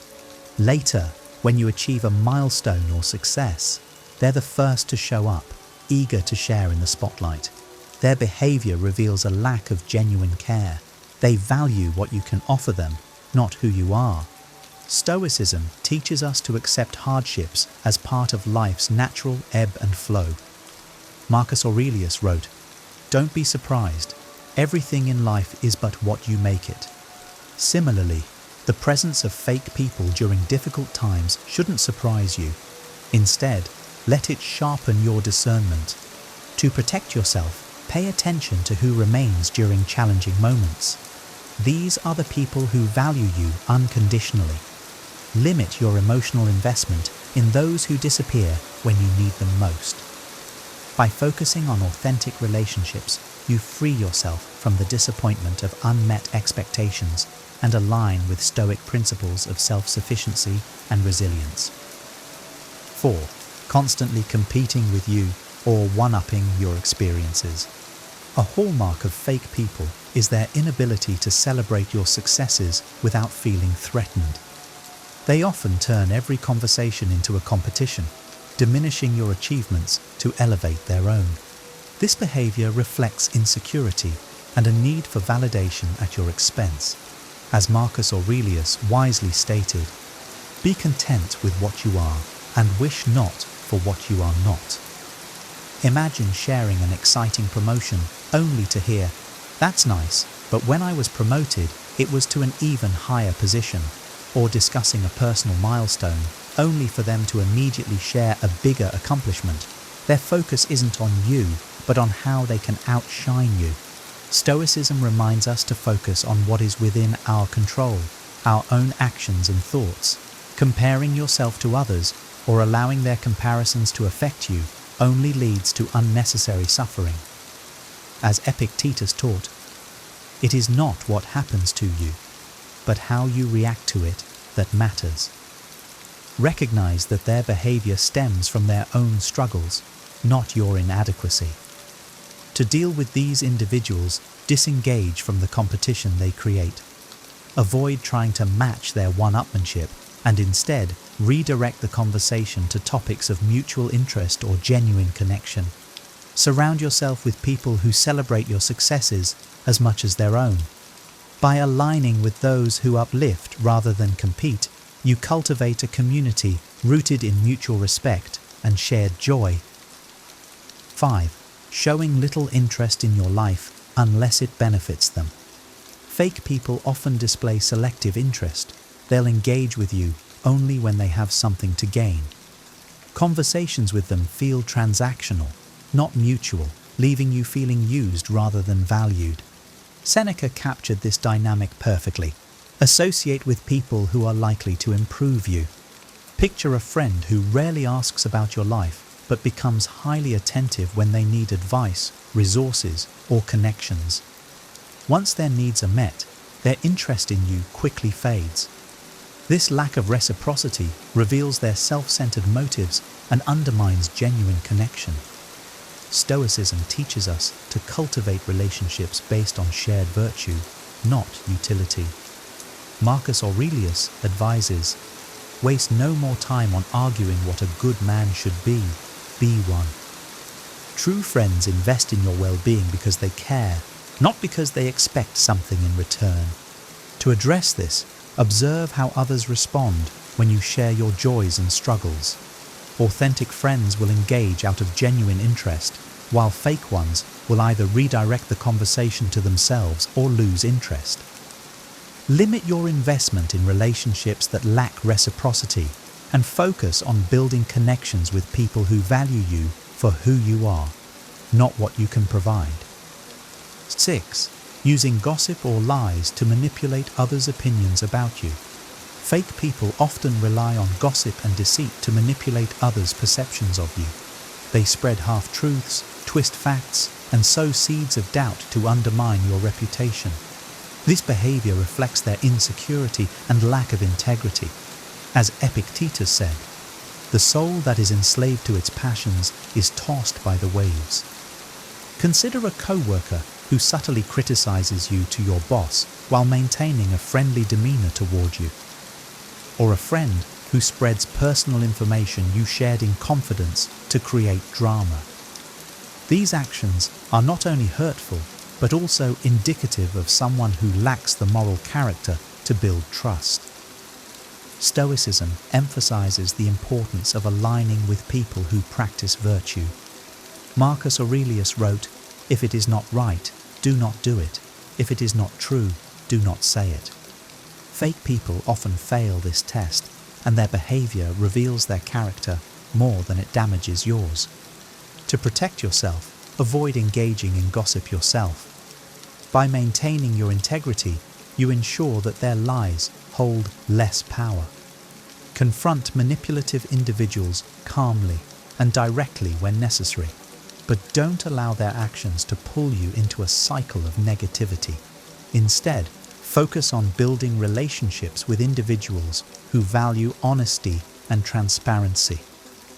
By doing so, you reinforce the Stoic ideal of a life rooted in virtue and resilience. 7. Fake apologies that lack sincerity and accountability.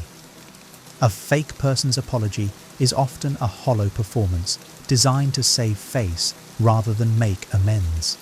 They may say, "I'm sorry you feel that way," deflecting responsibility, or apologize simply to move past the issue without addressing the root cause. As Seneca observed, "What need is there to weep over parts of life? The whole of it calls for tears."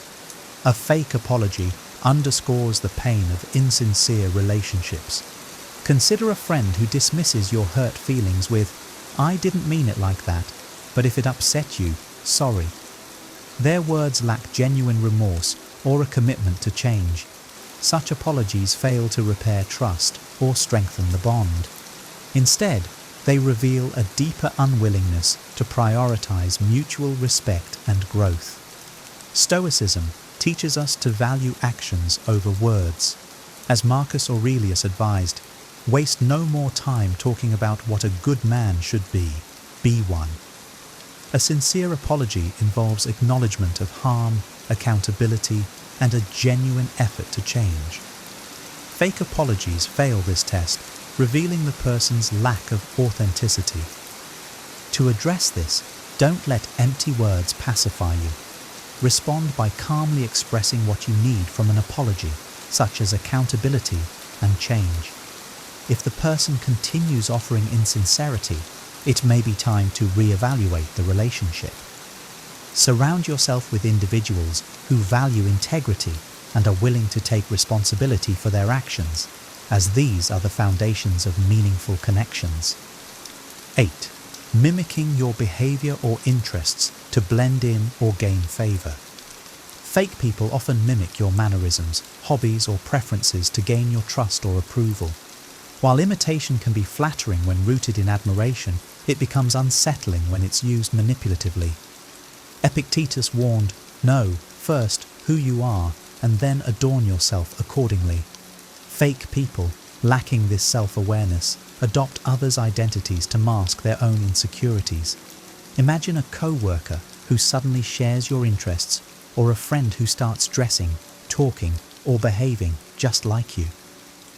At first, this might seem like a coincidence, but over time, it becomes clear that their mimicry is a strategy to gain acceptance or leverage.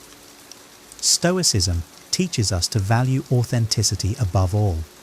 Marcus Aurelius wrote, "Be yourself, the world will adjust." Genuine relationships are built on mutual respect for each other's individuality, not on forced conformity. To protect yourself, observe whether this person also mirrors others or shifts their behavior depending on who they're with. If their mimicry feels manipulative, create boundaries and focus on authentic connections. Encourage others to embrace their true selves by doing so yourself. When you align with people who value individuality, you foster a community of authenticity and mutual respect. 9. emotionally draining interactions with little reciprocity. Fake people often engage in relationships that feel one-sided. They may lean on you for emotional support, but disappear when you need help. Interactions with them leave you feeling drained, as they take far more than they give. As Marcus Aurelius noted, the happiness of your life depends upon the quality of your thoughts. Fake people disrupt this quality by monopolizing your emotional energy. Consider a friend who constantly unloads their problems on you but dismisses your struggles or changes the subject when it's your turn to talk. Their behavior demonstrates a lack of empathy and reciprocity, hallmarks of an insincere relationship. Stoicism reminds us to guard our inner peace by avoiding unnecessary emotional burdens. Epictetus advised, "He who is not satisfied with a little is satisfied with nothing." Fake people often demand more of your time and energy than they're willing to return, leaving you perpetually unsatisfied. To address this, set clear boundaries. Limit the time and energy you devote to relationships that feel draining. Seek connections with people who offer emotional support and balance. By focusing on these authentic relationships, you can preserve your emotional well-being and create a network of mutual care. 10. Prioritizing appearances and status over genuine connection. For fake people, appearances often take precedence over authenticity.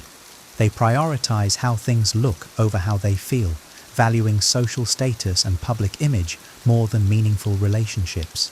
Seneca's words remind us of the folly in this. We suffer more in imagination than in reality. Fake people's obsession with appearances stems from their own insecurities, not genuine value. Imagine a friend who only spends time with you in public, ensuring they're seen with you at social events, but avoiding deeper, private conversations. Or a colleague who flatters you in meetings, but ignores you otherwise. Their actions are about optics, not connection. Stoicism teaches us to focus on substance over form. Marcus Aurelius wrote, "Be satisfied with what you have and accept the present moment." Genuine relationships thrive on mutual understanding and shared values, not superficial displays of success or popularity. To protect yourself, recognize when someone's actions are more about performance than connection. Prioritize relationships that value honesty and depth over appearances. Surround yourself with people who see your worth beyond status or social clout. By doing so, you align with the Stoic ideal of living a life grounded in authenticity and virtue. Solutions and how to protect yourself. Recognizing fake people in your life is only the first step. The real challenge lies in protecting yourself from their toxic influence while fostering authentic connections. Stoic wisdom offers practical strategies to navigate these challenges with clarity and resilience. 1. Identify and limit interactions. Epictetus reminds us, the key is to keep company only with people who uplift you, whose presence calls forth your best. Once you identify fake people, consciously limit your exposure to their negativity. This doesn't always mean cutting them off completely. Sometimes, especially with co-workers or family members, that's impractical. Instead, create emotional boundaries. For example, avoid sharing personal details with those who have betrayed your trust and engage with them only when necessary. Communicate directly and assertively. Fake people often thrive on ambiguity, so clear, assertive communication can disarm their tactics. If someone exhibits toxic behaviors, address it calmly and firmly. Marcus Aurelius advises, be tolerant with others and strict with yourself. Approach conversations with compassion, but stand firm in expressing your boundaries. For instance, if a friend constantly gossips, tell them, "I'm uncomfortable discussing others this way." 3. Build a strong support system. A community of authentic, supportive individuals is a powerful antidote to the effects of fake relationships. Seek out people who align with your values and demonstrate loyalty and empathy. Seneca encourages us to associate with people who are likely to improve you. Invest your energy in these relationships and let them reinforce your sense of belonging and self-worth. 4. Practice self-care and emotional resilience. Fake people can drain your emotional reserves, making self-care essential. Marcus Aurelius advises, "You have power over your mind, not outside events. Realize this, and you will find strength." Focus on activities that nurture your well-being, such as journaling, meditation, or engaging in hobbies that bring you joy. Strengthen your inner world so you rely less on external validation. 5. Seek professional guidance when necessary. If fake people have caused significant emotional harm, don't hesitate to seek help. A therapist or counselor can provide tools to navigate these challenges and help you heal. Stoicism doesn't mean handling everything alone. It encourages wisdom in seeking the right resources for growth and recovery. By following these steps, you align with the Stoic principle of cultivating a life rooted in virtue and authenticity. You not only protect yourself from the influence of fake people, but also pave the way for deeper, more meaningful connections. Identifying fake people in your life is not about fostering distrust, but about practicing discernment to protect your peace and well-being. Stoicism reminds us that our inner tranquility depends on the quality of our relationships. As Marcus Aurelius wisely noted, the happiness of your life depends upon the quality of your thoughts. By removing toxic influences and nurturing genuine connections, you create space for growth, resilience, and joy. Recap the signs. Excessive flattery, duplicity, emotional one-sidedness, and a focus on appearances are just a few of the red flags to watch for. Recognizing these behaviors allows you to limit their impact and make room for relationships that truly matter. Remember, you are the guardian of your own well-being. As Seneca advised, associate with people who may improve you and welcome those whom you may improve. Surround yourself with people who uplift, challenge, and inspire you. Finally, embrace your self-worth. You deserve relationships built on trust, honesty, and mutual care. By fostering authenticity in yourself and others, you not only protect your emotional health, but also build a life of deeper meaning and connection. Take this wisdom to heart and let it guide you. Your time and energy are precious. Invest them wisely. If you found this video helpful, don't forget to like the video. It really helps spread this message to others who might need it. Subscribe to the channel for more insights on relationships, personal growth, and wisdom inspired by timeless philosophies. And of course, if you think someone in your life could benefit from this, don't hesitate to share it with them. Your support means the world and helps us continue creating content that empowers and inspires. Thank you for being part of this community, and remember, always choose authenticity and protect your peace. See you in the next video.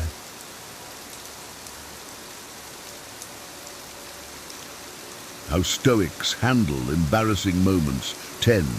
Practical tips. Embarrassment is a universal experience. We've all had moments that make us cringe or wish we could disappear.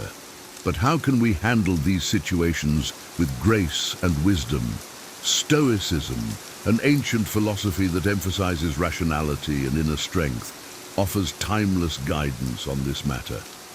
Today, we'll explore the 10 practical tips on how Stoics handle embarrassing moments, helping you navigate these situations with poise and resilience. Understanding embarrassment.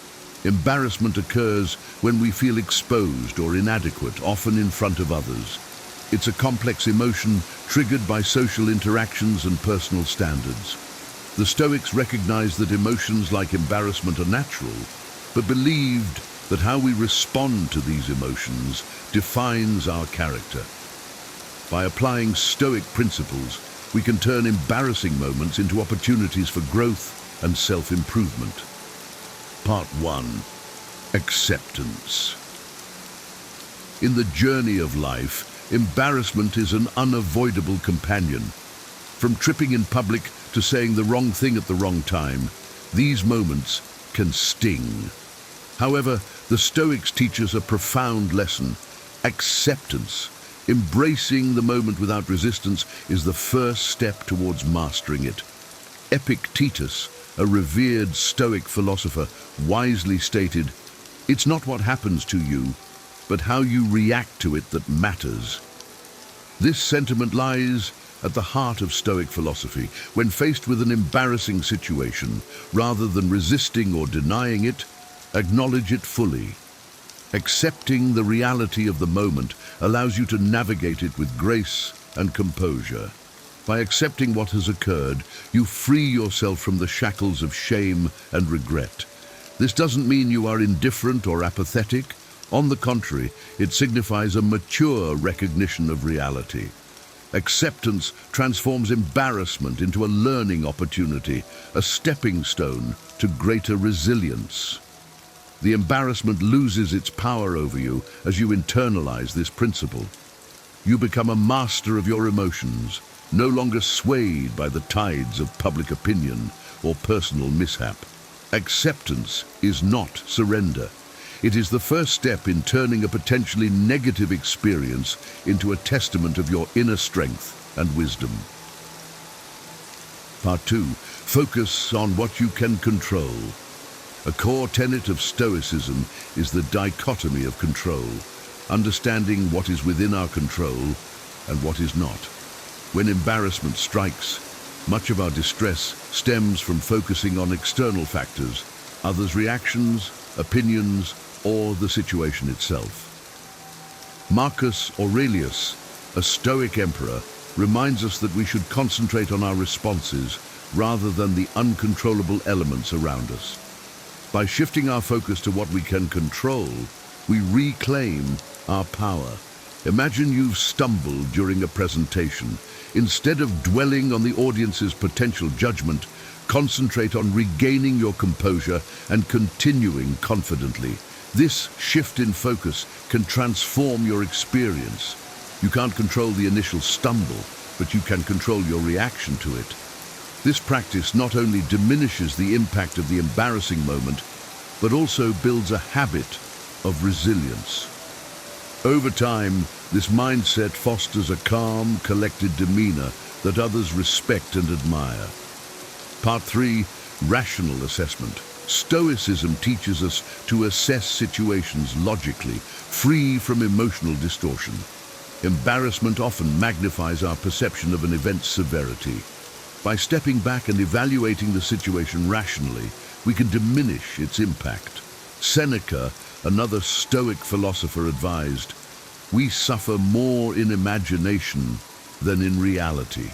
Applying this wisdom means breaking down the incident. What exactly happened? Why does it feel embarrassing? How significant is it in the grand scheme of things? For instance, if you've spilled coffee on your shirt before an important meeting, rather than spiraling into panic, consider the facts.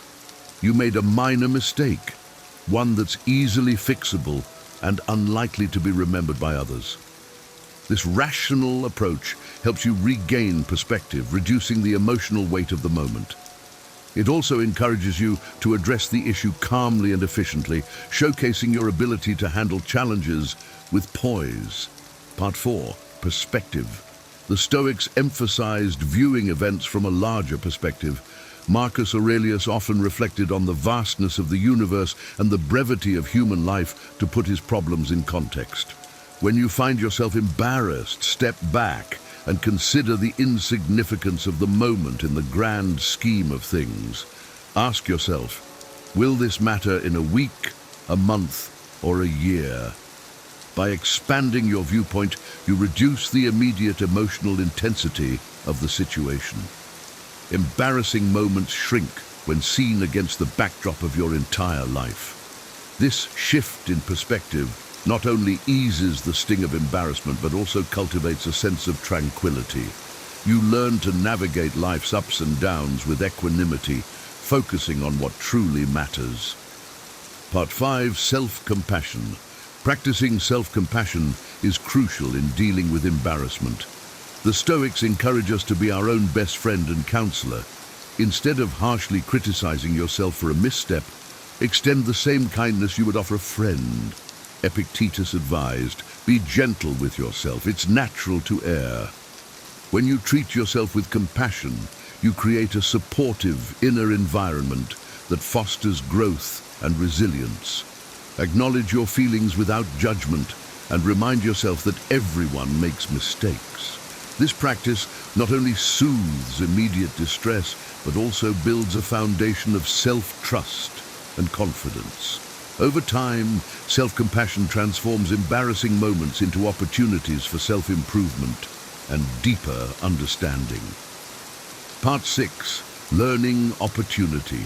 Stoicism teaches us to view every experience as a chance to grow.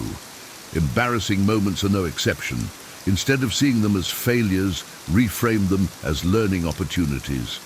Ask yourself, what can I learn from this experience? How can it help me improve?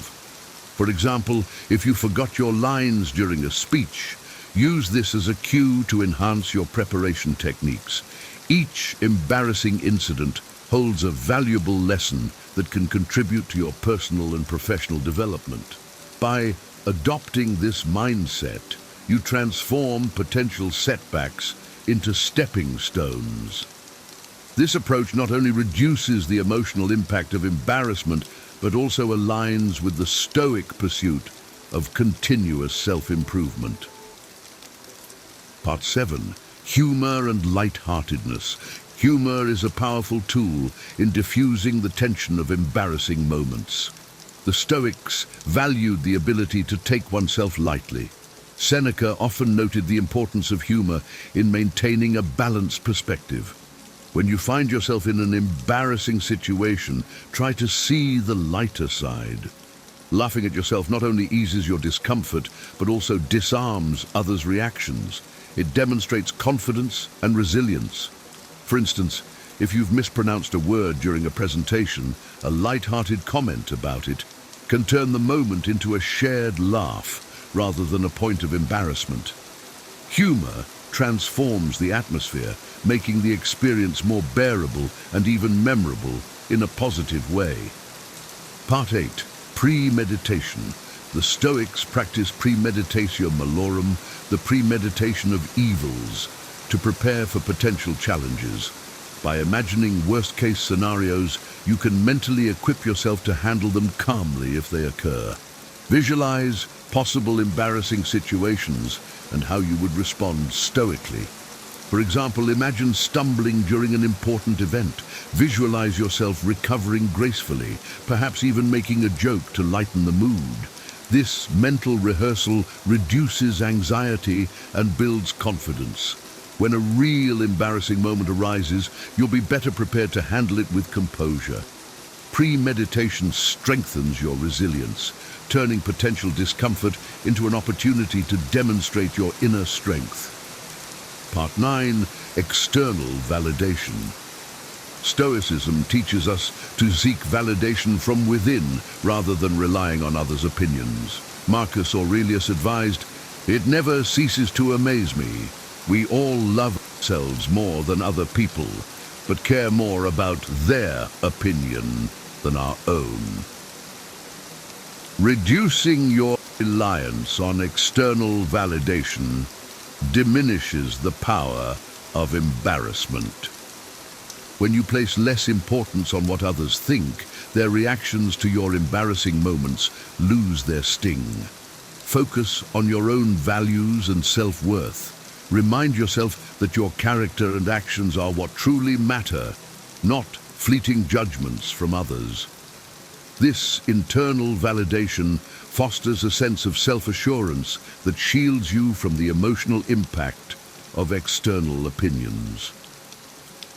Part 10, continuous practice. Like any skill, mastering the Stoic response to embarrassment requires continuous practice. Regularly apply the principles discussed: acceptance, control, rational assessment, perspective, self-compassion, learning, humor, premeditation, and internal validation. Each embarrassing moment is a chance to practice and reinforce these skills. Over time, you'll find yourself handling embarrassing situations with increasing ease and confidence.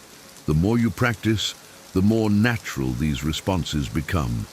This ongoing commitment to Stoic principles not only helps you navigate embarrassing moments, but also enhances your overall resilience and emotional intelligence, contributing to a more balanced and fulfilling life. To recap, we've explored 10 practical Stoic tips for handling embarrassing moments: acceptance, focusing on what you can control; rational assessment; perspective; self-compassion; learning opportunity; humor; premeditation; reducing external validation; and continuous practice. These principles empower you to transform embarrassment into an opportunity for growth and resilience. I encourage you to apply these tips in your own life. Next time you find yourself in an embarrassing situation, remember the wisdom of the Stoics. Share your experiences and insights in the comments, and don't forget to subscribe to the channel for more wisdom on living a resilient and fulfilling life. Remember, every embarrassing moment is a chance to demonstrate your inner strength and wisdom. As Seneca wisely said, difficulties strengthen the mind, as labor does the body. Thank you for watching, and stay tuned for our next video on harnessing the power of Stoicism in everyday life. What if I told you that being single after a long relationship isn't just okay? It might actually be the best thing that's ever happened to you. Forget the stereotypes about loneliness or starting over. Being single could unlock a life that's richer, freer, and more fulfilling than ever before. Imagine this: no more emotional labor, no more negotiating over every little decision, and complete control over your time, your money, and your space.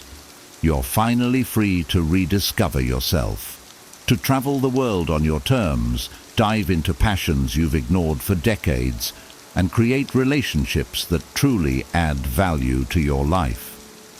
And here's the kicker: science and experience show that this newfound independence isn't just liberating, it's deeply rewarding.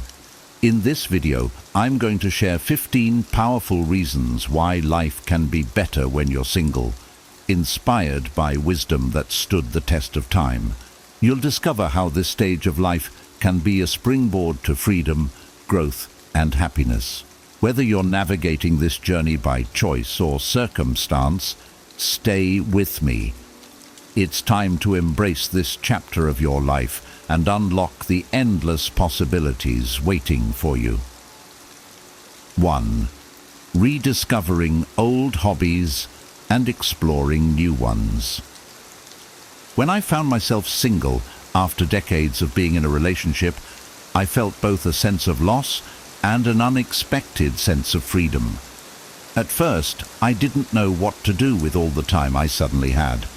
But then I remembered something Marcus Aurelius once wrote: "You have power over your mind, not outside events. Realize this, and you will find strength." That wisdom helped me shift my focus inward to the things I could control, like how I spent my time. I started thinking about the hobbies I used to love but had set aside. I remembered how much joy I found in painting when I was younger. Back then, I'd lose myself in the colors and shapes, completely present in the moment. So I decided to pick it up again. I bought some brushes and paints, set up a small corner in my living room, and began. The strokes on the canvas became a form of meditation, a reminder that life's beauty is often found in simplicity. I also gave myself permission to try something completely new. I'd always been curious about yoga, so I joined a beginner's class. It wasn't just about flexibility. It became a lesson in mindfulness and gratitude for what my body could still do. Seneca's words echoed in my mind. As long as you live, keep learning how to live. Rediscovering hobbies and exploring new interests has been one of the most liberating aspects of being single. It reminded me that life isn't about what I've lost, but about what I can still create and experience. Each day is an opportunity to grow, to embrace curiosity, and to find joy in the small, meaningful things that bring me closer to myself. 2. Opportunity to travel freely. When I became single, I realized how much freedom I had to finally travel the way I wanted. In the past, trips were always a negotiation, destinations, schedules, even where to eat. But now, I could explore places I'd dreamed of without compromise. Epictetus's reminder came to mind. Freedom is the only worthy goal in life. It is won by disregarding things that lie beyond our control. I decided to plan a solo trip, something I had never done before. My first destination was a quiet coastal town I'd always wanted to visit. Without needing to align plans with someone else's preferences, I could spend hours wandering through local markets, sitting on the beach with a good book, or simply enjoying the stillness. The solitude wasn't lonely, it was empowering. One of the most enlightening parts of traveling alone was discovering how resourceful I could be. I navigated unfamiliar streets, figured out new public transit systems, and even made friends with locals. Seneca's words resonated deeply. Everywhere is nowhere. When a person spends all their time in foreign travel, they end by having many acquaintances, but no friends. I realized that true travel isn't just about seeing new places. It's about forming meaningful connections with others and with yourself. Traveling freely helped me reconnect with my inner compass. It reminded me that life's richness comes not from what others plan for you, but from the paths you choose for yourself. Each trip became not just a journey to a new place, but a step toward becoming the person I wanted to be. Curious, independent, and grateful for the world's endless possibilities. 3. Living life on your own terms. When you're in a long-term relationship, life often becomes a series of compromises. What to watch, where to live, how to spend your weekends, all of it involves negotiation. But when I became single, I realized I could finally design my life around my own desires. It was exhilarating and a little daunting. The words of Marcus Aurelius grounded me. Waste no more time arguing about what a good man should be. Be one.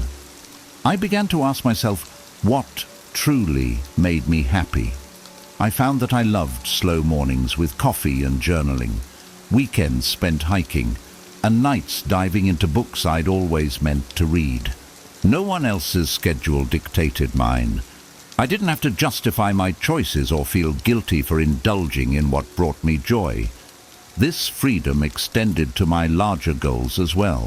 For years I'd wanted to start a small garden, but I always deferred to what my partner wanted for our shared space. Now I had a patch of earth entirely my own. Tending to it became a metaphor for my new life. I was finally planting seeds for myself, nurturing my own growth. Living on my own terms taught me the power of self-reliance. As Seneca said, the greatest wealth is a poverty of desires. By stripping away the need to conform to someone else's expectations, I found clarity in what truly mattered to me. Life wasn't just simpler, it was fuller, richer, and deeply aligned with my own values. For the first time, I was living entirely for myself, and it felt incredible. 4. Your home, your sanctuary. When I became single, I realized my home was now truly mine. For years, I had shared decisions about furniture, decor, and how spaces were used. While those compromises were part of a shared life, they often left me feeling like my home didn't fully reflect who I was. Now, I could transform my space into a sanctuary. As Epictetus said, "Man is not worried by real problems so much as by his imagined anxieties about real problems." Having control over my space helped ease those imagined anxieties. I started small, painting walls in colors that brought me joy and rearranging furniture to create a sense of calm. I carved out a cozy reading nook by the window, filled my kitchen with tools for cooking meals I loved, and turned a spare room into an art studio. These changes weren't just about aesthetics.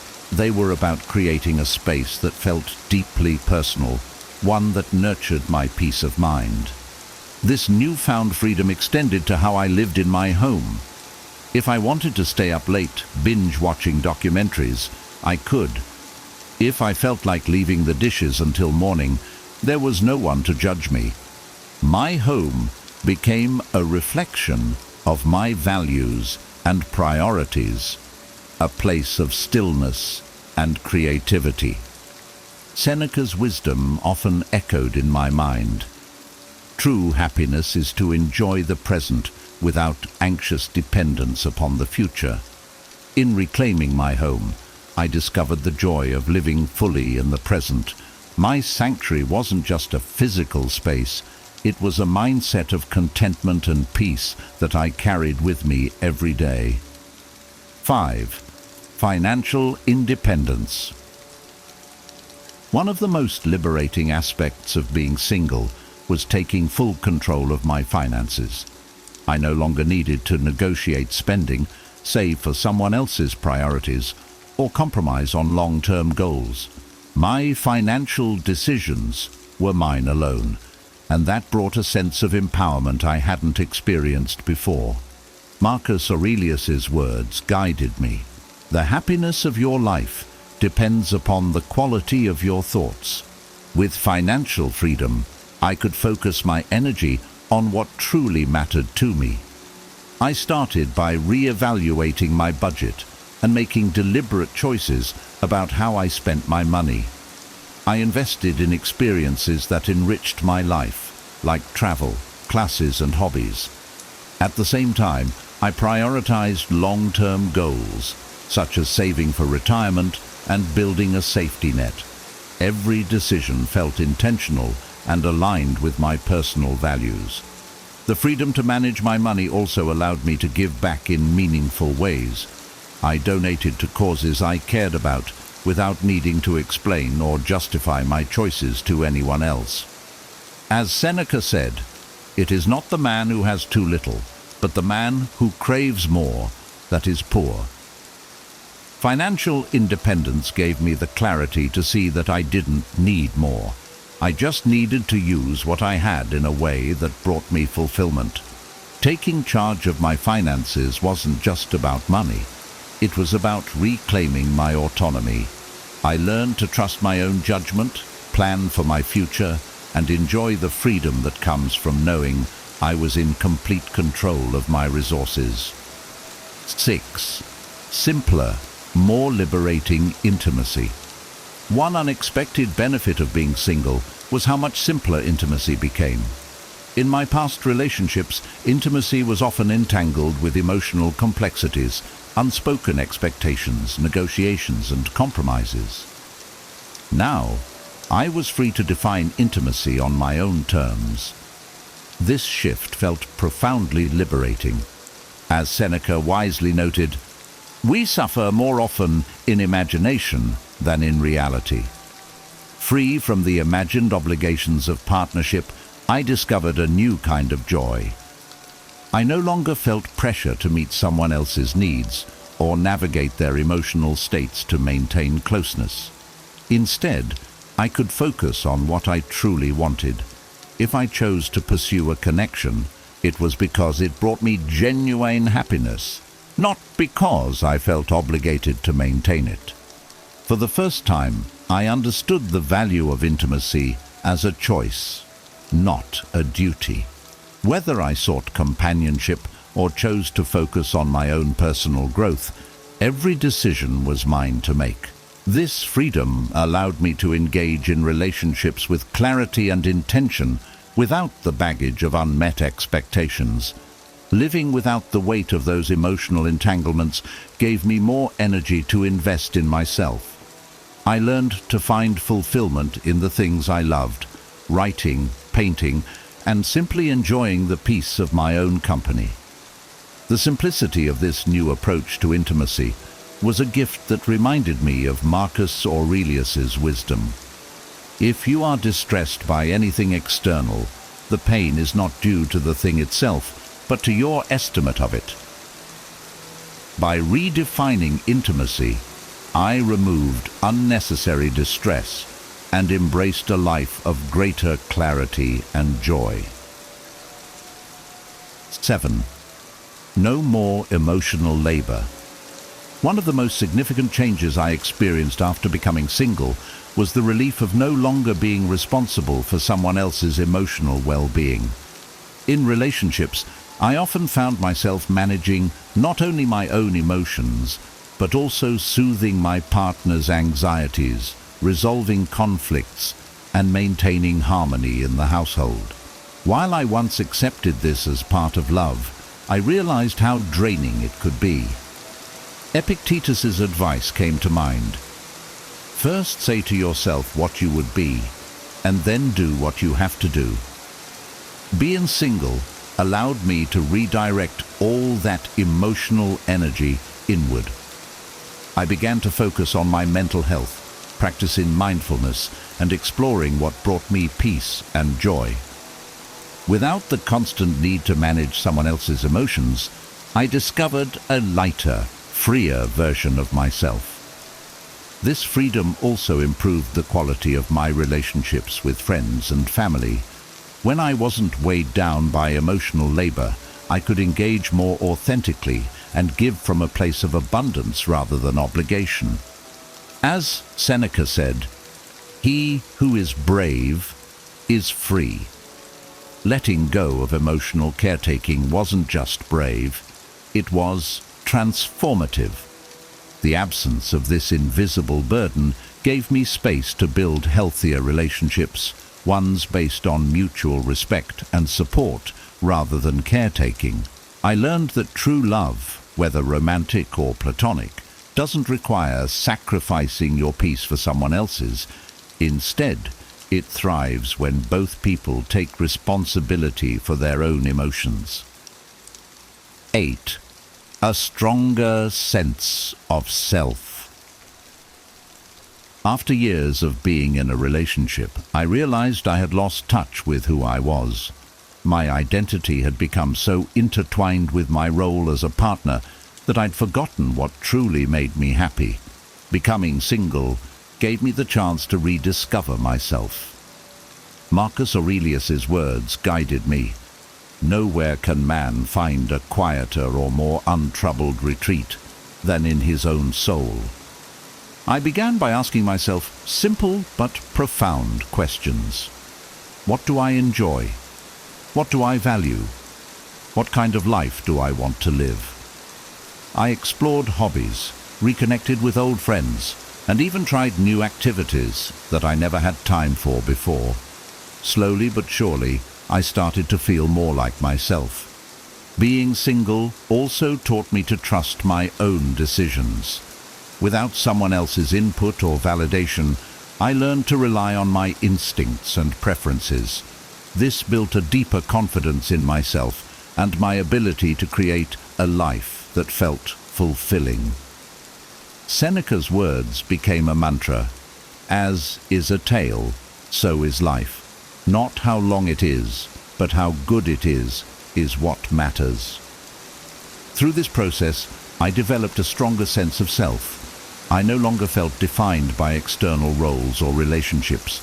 Instead, I felt grounded in my own identity, living a life that reflected my values and passions. The journey wasn't always easy, but it was deeply rewarding, and it reminded me that the most important relationship is the one you have with yourself. 9. The gift of peace and quiet. One of the greatest blessings of being single was discovering the power of peace and quiet. When I was in a relationship, my home was always filled with activity, whether it was conversations, TV noise, or just the hum of shared living. While companionship was meaningful, I often longed for moments of stillness. Becoming single gave me exactly that. At first, the quiet felt strange, almost unsettling, but as I adjusted, I began to savor it. I could wake up in the morning and enjoy my coffee without interruptions. I could sit by the window and listen to the rain, or take long solitary walks in the park.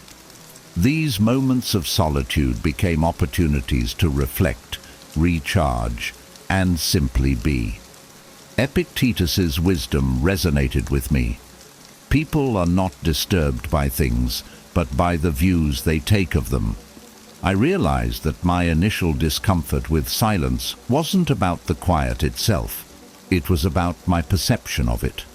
Once I embraced it, peace and quiet became a source of immense joy. This stillness also allowed me to cultivate mindfulness. I could focus entirely on the present moment, free from the distractions of a shared life. Over time, I discovered that these quiet moments were some of the most fulfilling parts of my day.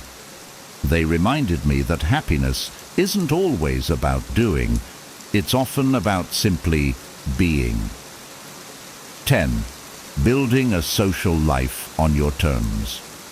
When I was in a relationship, much of my social life revolved around shared friends, couples gatherings, and events that often catered to my partner's interests as much as mine. Becoming single gave me the opportunity to redefine how, when, and with whom I spent my time. This newfound freedom felt both empowering and liberating. As Marcus Aurelius advised, the happiness of your life depends upon the quality of your thoughts. I applied this to my relationships, choosing to surround myself with people who uplifted and inspired me. I reconnected with old friends and sought out new ones who shared my interests and values. Whether it was joining a book club, attending community events, or taking a cooking class, I prioritized connections that felt meaningful. For the first time in years, I didn't have to attend events or engage with people out of obligation.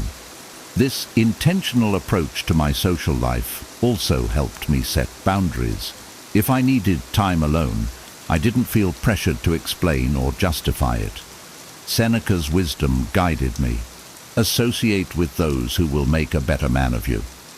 By choosing friendships that added value to my life, I found a deeper sense of fulfillment. Being single allowed me to take control of my social calendar and focus on relationships that truly mattered. It wasn't about the quantity of connections, it was about the quality. This shift not only brought me closer to others, but also closer to myself. 11. Prioritizing health and wellness. When I was in a relationship, my health often took a back seat to the demands of shared life. Dinners out, accommodating someone else's schedule, or simply neglecting self-care in the hustle of daily routines. Once I became single, I realized I had the time and freedom to prioritize my health in ways I never had before. I started by focusing on my physical health. I joined a gym and took up yoga, activities I'd always wanted to try but had never made time for. I began cooking meals that nourished my body and experimenting with new recipes that were both healthy and enjoyable. Marcus Aurelius's words encouraged me. You must take care of your soul if you would have your head in order. My mental health also became a priority. I embraced practices like meditation and journaling, which helped me process emotions and find clarity.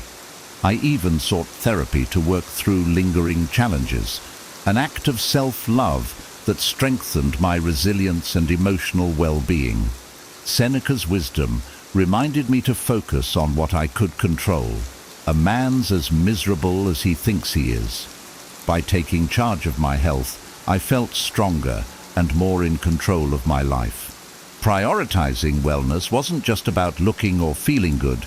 It was about building a foundation for a longer, more fulfilling life. The freedom to focus entirely on my well-being transformed my outlook.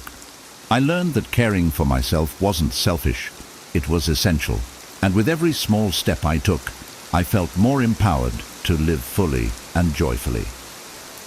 12. Rediscovering old hobbies and exploring new interests. One of the most fulfilling aspects of being single was rediscovering hobbies I'd set aside and trying new activities I'd always been curious about. When I was married, my time and energy were often devoted to shared responsibilities or accommodating someone else's preferences. But now, I had the freedom to explore what truly brought me joy. I dusted off my old guitar, an instrument I hadn't touched in years, and started relearning songs I used to love. I also took up painting, finding peace in the rhythm of brushstrokes and the vibrant colors coming to life on the canvas. As Seneca wrote, "It is not that we have a short time to live, but that we waste a lot of it." With this new chapter, I committed to using my time intentionally. I also embraced the opportunity to try new things. I signed up for a photography workshop and joined a hiking group, discovering passions I didn't know I had. These activities weren't just about passing time, they were about reconnecting with myself and cultivating a sense of purpose. The process of rediscovery taught me that life is full of possibilities, no matter your age or circumstances. With each new hobby or skill, I felt a sense of accomplishment and joy that reminded me of the limitless potential within us all. 13. Embracing freedom. When I became single, I experienced a kind of freedom I hadn't felt in years. It wasn't just about being able to make decisions on my own. It was about rediscovering the ability to live life exactly how I wanted. This shift reminded me of Marcus Aurelius's wisdom. Do not be constrained by the external. Seek the freedom within yourself. For years I had balanced the needs and preferences of someone else, often putting my own desires on the back burner. Now, I could finally prioritize what mattered most to me. I embraced spontaneous choices, like going on a last-minute road trip, spending an entire day lost in a book, or pursuing a new passion without worrying about anyone else's schedule. This freedom also extended to my mindset. I no longer felt tethered to societal expectations or the pressure to conform to a specific role. Instead, I focused on living authentically and intentionally. Seneca's words guided me. He who is brave is free. Being single gave me the courage to step into a new chapter of my life, unafraid of the unknown. The beauty of this freedom wasn't just in the big decisions, it was in the everyday moments.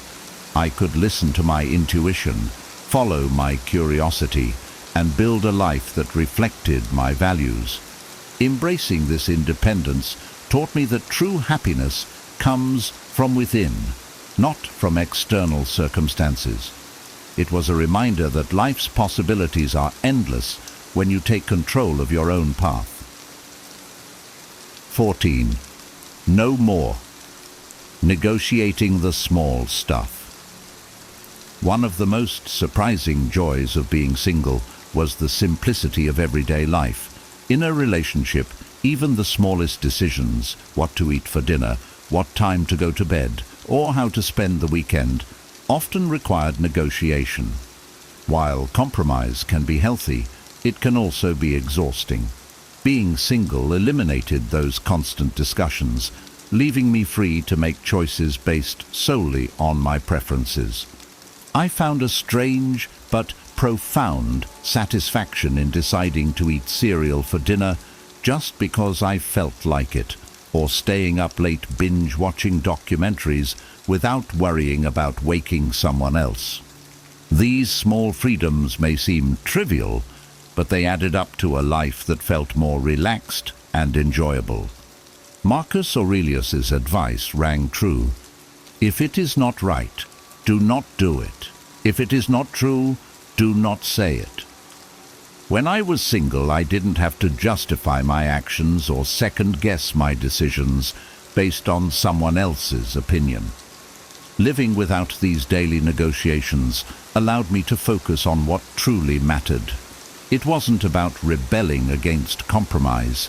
It was about honoring my own needs and desires. Over time, I realized how much energy I had saved by not constantly accommodating someone else, and I was able to channel that energy into my passions and personal growth. 15. The gift of peace and quiet. One of the greatest, most unexpected gifts of being single was the ability to enjoy peace and quiet whenever I wanted. In a relationship, there was always background noise, conversations, shared activities, or the hum of daily life together. While I valued companionship, I often found myself craving stillness. When I became single, I finally had the space to enjoy moments of true solitude. I'd wake up to quiet mornings, sip my coffee slowly, and watch the sunrise without a single interruption. I could spend afternoons reading, journaling, or simply sitting in silence. These moments weren't lonely. They were deeply rejuvenating. Seneca's wisdom guided me. The greatest blessings of mankind are within us and within our reach. A wise man is content with his lot, whatever it may be, without wishing for what he has not. I realized that peace wasn't something I needed to seek outside myself. It was already there, waiting for me to embrace it. This quiet time became a way to reflect and recharge, helping me cultivate mindfulness and gratitude for the simplicity of life. It also deepened my appreciation for the beauty of the present moment. The gift of peace and quiet wasn't just about having less noise. It was about finding clarity and calm in the stillness of my own company. So, there you have it. 15 powerful reasons why being single again isn't just a new chapter. It's an opportunity to create a life that's truly your own. Whether it's embracing freedom, rediscovering old passions, or building deeper connections, this stage of life is filled with possibilities you might not have imagined. Now, I'd love to hear from you. Which of these reasons resonated most with you? Are you currently embracing the single life, or is it something you're considering? Share your thoughts and takeaways in the comments below. I read every one and can't wait to hear your stories. If you found this video inspiring or helpful, make sure to give it a thumbs up. And don't forget to subscribe for more content about living a life full of freedom, growth, and wisdom.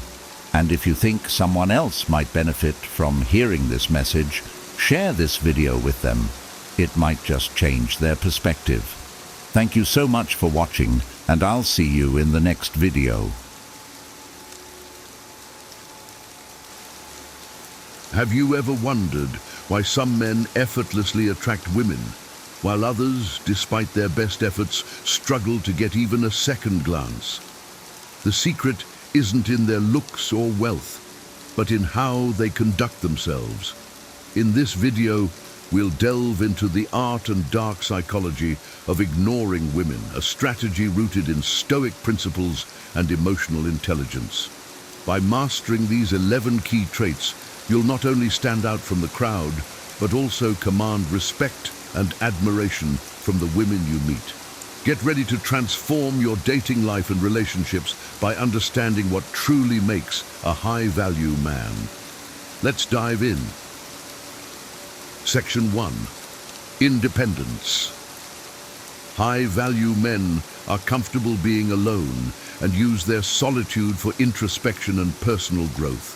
They understand that their self-worth is not tied to their relationship status and do not need a woman to validate their existence. This confidence and completeness are incredibly attractive because it demonstrates a deep sense of self-reliance and assurance. Consider John, a successful entrepreneur. Despite his busy schedule, John always makes time for himself. He enjoys solo activities like hiking, reading, and traveling. These moments alone are not just about leisure. They're opportunities for John to reflect on his goals, assess his progress, and plan for the future. This practice of solitude has not only made John more self-aware, but has also significantly boosted his confidence. When John meets women, he doesn't come across as needy or desperate for their attention. Instead, his calm and composed demeanor signals that he is comfortable in his own skin. Women find this trait magnetic because it's rare to encounter someone who is so self-assured. John's independence makes him stand out because he does not seek validation from others. He projects an aura of completeness and confidence that many women find irresistible. For instance, during a party, John might be seen casually engaging in conversations without hovering around anyone in particular. He listens more than he talks, showing genuine interest in others without feeling the need to impress. This behavior contrasts sharply with men who constantly seek attention and validation, making John appear more intriguing and desirable. Moreover, John's independence means he is selective about his relationships. He looks for partners who complement his life, not complete it. This selectiveness ensures that his relationships are based on mutual respect and shared values, rather than a need for validation. Women appreciate this because it means John values quality over quantity in his interactions. In summary, independence is a hallmark of high-value men. By being comfortable alone and using solitude for personal growth, they project confidence and self-assurance that is deeply attractive to women. This independence allows them to build meaningful relationships based on respect and mutual admiration, making them truly high value in the dating world. Section 2. Selective validation. High-value men offer praise sparingly and genuinely, making their approval more meaningful and valued. Instead of giving constant compliments or validation, they ensure that their approval is earned and authentic. This approach makes their validation significantly more impactful and desirable. Take Alex, for example, who is known for his discerning nature. When Alex interacts with women, he doesn't bombard them with flattery.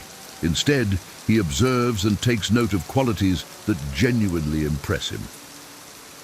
One evening at a social gathering, he meets Sarah, a woman who is passionate about environmental conservation. Rather than complimenting her appearance, Alex engages in a conversation about her work and expresses sincere admiration for her dedication and knowledge in the field. This selective validation stands out because it is not shallow or routine.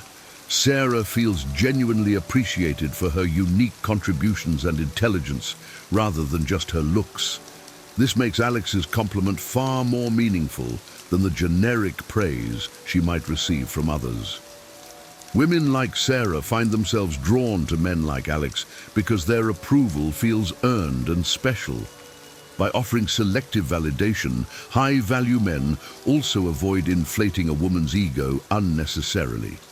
This prevents the dynamic where a woman might take a man's attention for granted. Instead, she is encouraged to maintain the qualities that earn the genuine praise. This dynamic creates a healthier, more balanced interaction where both parties appreciate and respect each other more deeply.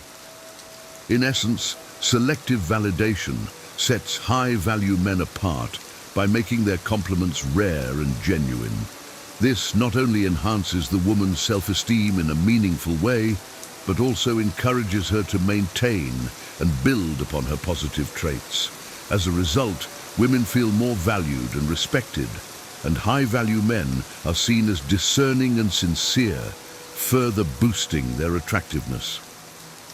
Section 3. Direct communication. High-value men understand the value of clear communication. They avoid vague statements and excessive small talk, opting instead for directness and precision. This straightforward approach is refreshing and establishes a strong, confident presence. Imagine David, a high-value man who is straightforward in his communication. When he texts a woman, he avoids using excessive emojis or frivolous language. Instead, he is clear and concise. For instance, instead of saying, "Hey, maybe we could hang out sometime if you're free," David says, "I enjoyed our conversation last night. Are you free for dinner on Friday?" This direct approach conveys confidence and decisiveness. Women appreciate this clarity because it removes ambiguity and establishes a clear intention. It shows that David values his time and hers, and is not afraid to express what he wants. This level of directness sets David apart from other men who might beat around the bush or be overly accommodating. Moreover, when David encounters a woman who tries to play games or tests his patience, he doesn't engage. If a woman cancels plans last minute without a valid reason, David does not respond with frustration or desperation. Instead, he might say, "I understand things come up. Let's reschedule when you're certain about your availability." This response is mature, direct, and shows that he values his time and does not tolerate disrespect. By being direct, high-value men like David demonstrate that they have clear boundaries and expectations. They do not waste time on games or mixed signals, which women find attractive because it shows maturity and self-respect. This clarity also helps in quickly identifying whether a potential relationship is worth pursuing, saving time and emotional energy for both parties. In summary, direct communication is a hallmark of high-value men. By being clear, concise, and straightforward, they project confidence and decisiveness. This approach not only enhances their attractiveness, but also fosters healthier, more respectful interactions with women. Section 4. Purpose. High-value men are driven by their goals and ambitions. They focus their energy on building a life they can be proud of, rather than wasting time on unproductive relationships. This sense of purpose makes them stand out and adds to their overall appeal. Consider Mike, who has a clear vision for his future. He is passionate about his career as an architect and spends a significant amount of time honing his skills and working on projects. Mike's dedication to his craft is evident in everything he does, from his work ethic to the way he talks about his goals. When Mike meets women, they are often impressed by his ambition and drive. He doesn't come across as someone who is aimlessly drifting through life. Instead, he has a strong sense of direction and purpose. This makes him attractive because women are drawn to men who are passionate and motivated. Mike's purpose also means he doesn't have time for frivolous relationships. He is selective about who he spends his time with, ensuring that any relationship he enters into complements his goals rather than detracts from them. This selectiveness adds to his allure, as it shows that he values his time and is not easily swayed by superficial attractions. Furthermore, Mike's dedication to his goals means that he is always striving to improve himself. Whether it's through further education, networking, or personal development, he is constantly growing. This continuous self-improvement is a key trait of high-value men, making them even more appealing to women who value growth and ambition. In essence, having a strong sense of purpose sets high-value men apart. Their drive and ambition make them attractive because they demonstrate a commitment to personal and professional growth. This focus on their goals not only enhances their own lives, but also makes them more desirable partners who bring stability and inspiration to their relationships. Section 5. Fearless mindset. High-value men see themselves as equals to women and maintain composure, which enhances their attractiveness. They understand their worth and are confident in their allure, which allows them to remain composed and relaxed around women. Take Tom, for example, who has a fearless mindset. He does not view women as unattainable or superior beings, but as equals. This perspective allows him to interact with women without anxiety or desperation. When Tom meets someone new, he engages in conversation naturally, without trying too hard to impress. This fearless mindset makes Tom irresistibly attractive because it exudes confidence and self-assurance. Women are drawn to men who are comfortable in their own skin and do not place them on a pedestal. For instance, during a social event, Tom might approach a woman and start a genuine conversation about mutual interests without overthinking his words or actions. This natural confidence sets him apart from men who become anxious or overly eager around attractive women.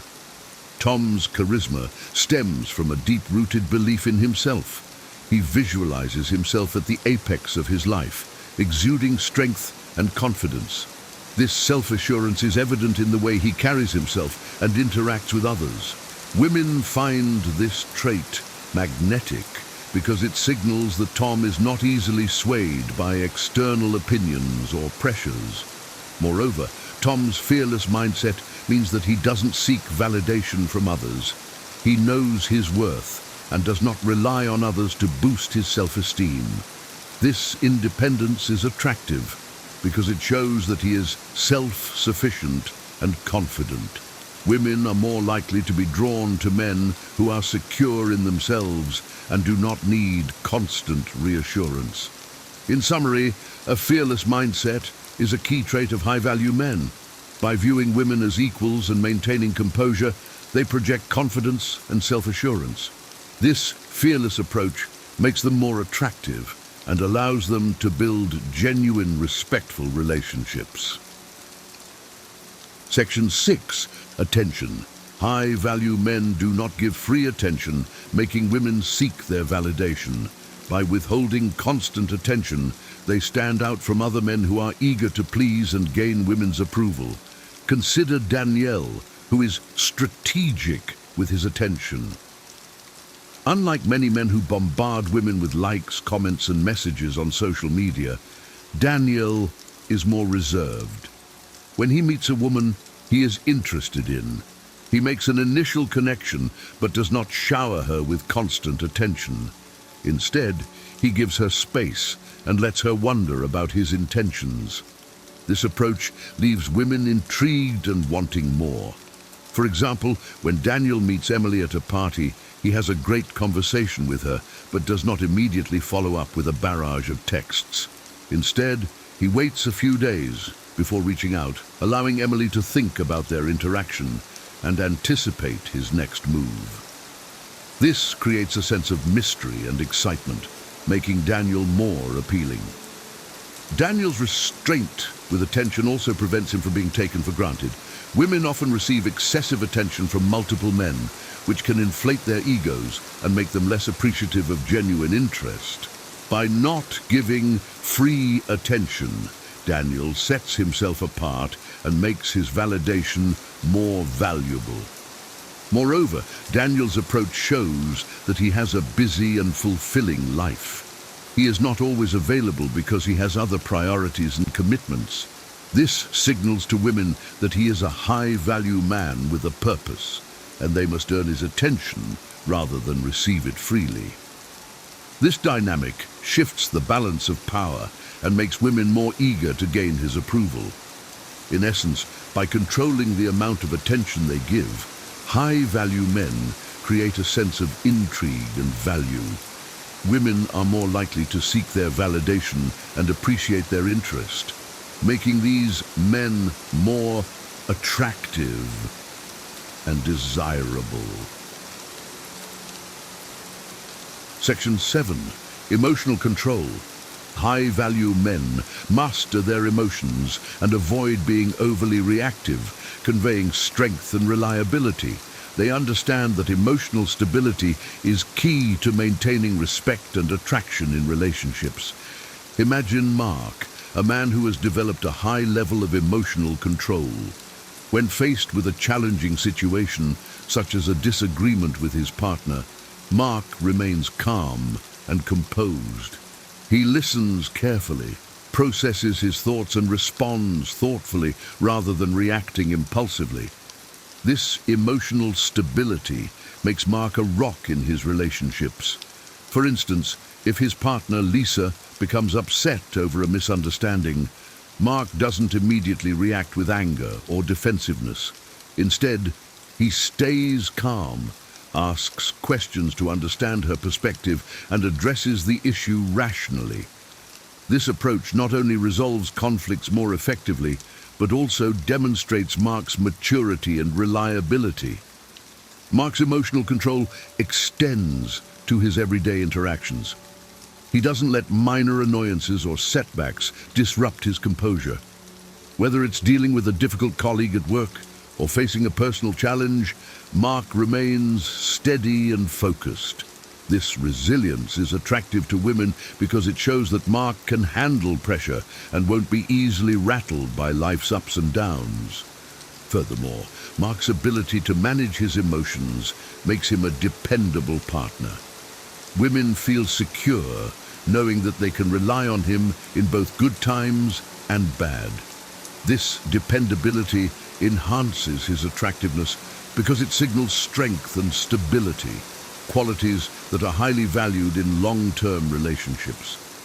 In summary, emotional control is a crucial trait of high-value men. By mastering their emotions and avoiding impulsive reactions, they convey strength and reliability. This stability not only enhances their attractiveness but also fosters healthier, more respectful relationships. Section 8. Not rewarding bad behavior. High-value men understand the importance of not rewarding bad behavior. They avoid engaging in trivial disagreements and maintain a stoic demeanor, ensuring respect and setting clear boundaries. Consider Sam, who has a firm stance on not rewarding bad behavior. When Sam notices that his partner Rachel is engaging in irrational arguments or disrespectful behavior, he does not react with frustration or emotional outbursts. Instead, he distances himself and waits for Rachel to acknowledge her mistake. For instance, if Rachel consistently criticizes Sam over minor issues, he chooses not to engage in heated arguments. Instead, he calmly states his perspective and then gives her space to reflect on her actions. By not feeding into the conflict, Sam sends a clear message that such behavior is unacceptable and will not be tolerated without consequences. Sam's approach demonstrates strength and self-respect. Women like Rachel quickly learn that they cannot manipulate or control Sam with drama or emotional games. This behavior sets a tone of mutual respect in the relationship, as Rachel understands that Sam values himself and expects the same from her. Moreover, by not rewarding bad behavior, Sam avoids unnecessary stress and maintains his peace of mind. He focuses on positive interactions and ensures that his relationships are built on respect and understanding. This strategy not only enhances his attractiveness, but also creates a healthier dynamic where both partners are encouraged to communicate and resolve issues maturely. In essence, not rewarding bad behavior is a key trait of high-value men. By maintaining a stoic demeanor and setting clear boundaries, they ensure respect and avoid unnecessary conflicts. This approach fosters healthier relationships and makes them more attractive to women who value maturity and self-respect. Section 9. Boldness. High-value men take risks and confidently approach women, avoiding passive behavior. They understand that fortune favors the brave and that taking initiative is key to success in both dating and life. Consider Jake, who embodies boldness in his interactions. When Jake is interested in a woman, he doesn't hesitate to make the first move. At a networking event, he notices a woman named Laura, who catches his eye. Instead of waiting for a perfect moment or overthinking his approach, Jake confidently walks up to her, introduces himself, and starts a conversation. This bold approach immediately sets Jake apart from men who are too timid or passive. Laura appreciates his confidence and finds his directness refreshing. Even if Jake faces rejection, he views it as a learning experience rather than a failure. This willingness to take risks and embrace potential failure makes Jake more resilient and attractive. Jake's boldness extends beyond his interactions with women. In his professional life, he's proactive and takes the initiative to seize opportunities. Whether it's pitching a new idea at work or pursuing a challenging project, Jake is not afraid to step out of his comfort zone. This attitude of boldness and initiative translates into his personal life, making him a dynamic and interesting individual. Furthermore, Jake's boldness means he doesn't settle for mediocrity. He strives for excellence in everything he does, from his career to his personal growth. This drive for success and improvement makes him a high-value man who stands out in any crowd. In summary, boldness is a defining trait of high-value men. By taking risks and confidently approaching women, they set themselves apart from passive individuals. This initiative and willingness to embrace challenges make them more attractive and successful in both their personal and professional lives. Section 10. Valuing time. High-value men prioritize their commitments and do not easily alter plans for women, making their time seem more valuable. They understand that time is a precious resource and manage it wisely to achieve their goals. Consider Tom, who has a busy and fulfilling life. Tom is dedicated to his career as a software developer and spends his evenings working on personal projects or engaging in hobbies like cycling and photography.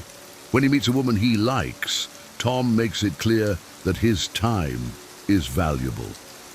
For example, when planning a date, Tom doesn't say, "I'm free anytime you are." Instead, he suggests a specific day and time that fits into his schedule, such as, "I'm available on Saturday evening. Would you like to join me for dinner then?" This approach signals that Tom has a life filled with meaningful activities and that he is not willing to drop everything at a moment's notice. Women find this attitude intriguing because it shows that Tom values his own time and expects others to do the same. It creates a sense of anticipation and makes his availability more precious. Additionally, by not being overly accommodating, Tom ensures that his interactions are more balanced and respectful. Moreover, Tom's focus on valuing time means he avoids wasting it on unproductive relationships or activities. He is selective about who he spends his time with and ensures that his relationships add value to his life. This selectiveness not only enhances his personal growth, but also makes him more attractive to women who appreciate a man with a clear sense of purpose and direction. In essence, valuing time is a crucial trait of high-value men. By managing their time wisely and prioritizing their commitments, they project a sense of self-worth and purpose. This attitude makes their time seem more valuable and ensures that their relationships are built on mutual respect and appreciation. Section 11. Personal boundaries. High-value men establish and maintain clear personal boundaries, demonstrating self-respect and demanding the same from others. They understand that setting boundaries is essential for healthy relationships and self-preservation. Consider Andrew, who is firm about his personal boundaries. Andrew knows what he values and what he will not tolerate in his relationships. When he starts dating someone new, he communicates these boundaries clearly and respectfully. For instance, he might say, "I value honesty and mutual respect in a relationship. I don't engage in relationships where there is dishonesty or manipulation." By setting these boundaries early on, Andrew establishes a foundation of respect and clarity.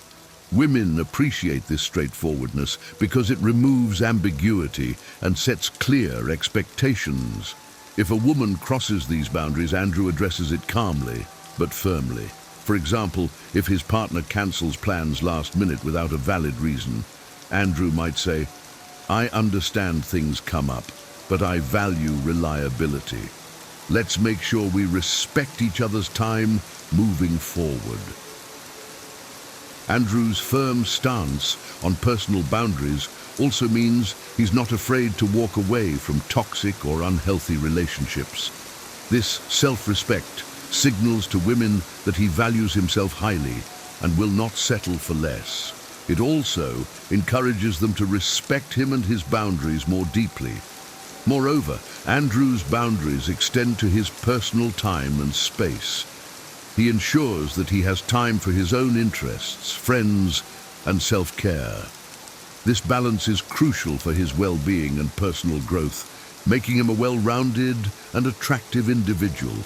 In summary, establishing and maintaining personal boundaries is a key trait of high-value men. By demonstrating self-respect and clear expectations, they ensure healthier, more respectful relationships. This approach not only protects their well-being, but also makes them more attractive and desirable to women who value maturity and self-respect. In the complex world of dating and relationships, becoming a high-value man means understanding and implementing strategies that set you apart. By embracing independence, offering selective validation, communicating directly, and having a strong sense of purpose, you can attract women naturally and effortlessly. Mastering emotional control, not rewarding bad behavior, and maintaining personal boundaries are essential traits that ensure respect and admiration. Remember, high-value men are bold, value their time, and have a fearless mindset that exudes confidence.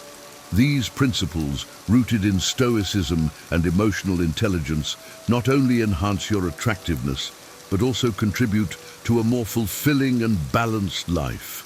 Implement these 11 key traits and watch as your interactions transform, leading to more meaningful and respectful relationships. Share your experiences and thoughts in the comments section below, and don't forget to subscribe to our channel. Stay tuned for more insights and strategies to help you thrive in all areas of your life. Until next time, continue to grow and embrace the journey of becoming the best version of yourself. Today we're diving into 10 powerful habits that, in just 1 week, sparked incredible changes in my life. I know what you're thinking. Can such transformation happen so quickly? I wouldn't believe it either if I hadn't experienced it myself. These aren't your usual self-help tricks, but deep, practical habits that brought clarity, calm, and real growth. From struggles to breakthroughs, I've tested each one, and the impact has been life-altering. So grab a coffee, settle in, and stick around, because by the end, you'll have actionable, realistic steps that you can start today, complete with some personal stories that show just how powerful these habits can be. Let's jump in. Habit 1. Practicing daily gratitude. This habit was simple yet incredibly uplifting. Each morning I started listing 3 things I was grateful for, from big accomplishments to small moments of joy. Reflecting on the positives grounded me and shifted my focus toward abundance, making challenges feel more manageable. It's easy to get caught up in the stresses of daily life, but gratitude brings us back to what's truly important. If you're feeling overwhelmed, try writing down a few things you're thankful for each morning. You might be surprised by how much lighter and more positive it makes you feel. Habit 2. Journaling. Journaling was something I'd always thought of as just for deep thinkers, but dedicating 10 minutes each night to write about my day changed everything. I started with simple notes about what made me happy, what I struggled with, and soon it became a space for real self-reflection. The habit revealed patterns in my thoughts, fears, and desires. One night, after a particularly stressful day at work, I wrote down everything I was feeling, and it brought clarity and peace. I even started jotting down 3 things I was grateful for each day, which helped me shift focus from what was lacking to what I already had. It's a grounding habit that's as therapeutic as it is insightful. Habit 3. Setting a daily intention. This was a small but profound change.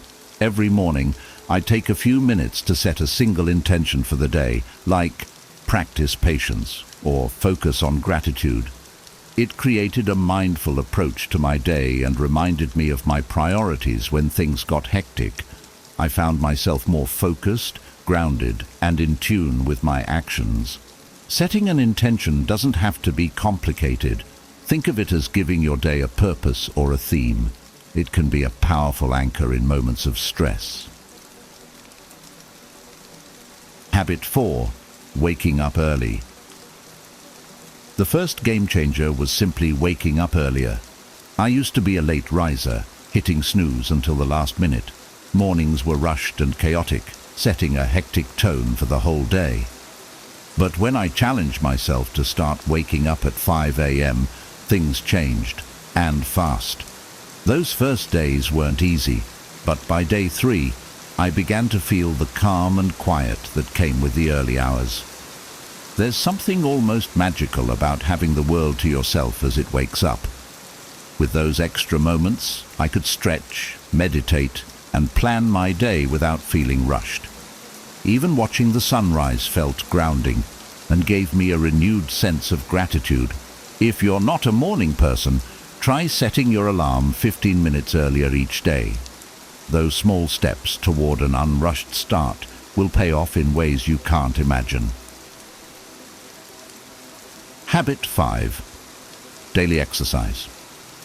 The second habit that shifted my life was committing to daily exercise. I wasn't a fitness fanatic and used every excuse to skip workouts. I'm too tired, there's no time, you name it. But one week I decided enough was enough. I started with just 20 minutes each day, mixing up light jogs, yoga, and simple strength exercises. Initially my muscles ached and I felt exhausted, but by the 4th day I was waking up with more energy, my mood brighter, and my focus sharper. Exercise became less about calories and more about a daily dose of self-care. It was a moment to connect with myself, leave behind stress, and tune in to my own needs. Habit 6. Mindful eating. Mindful eating was a small change that had a big impact.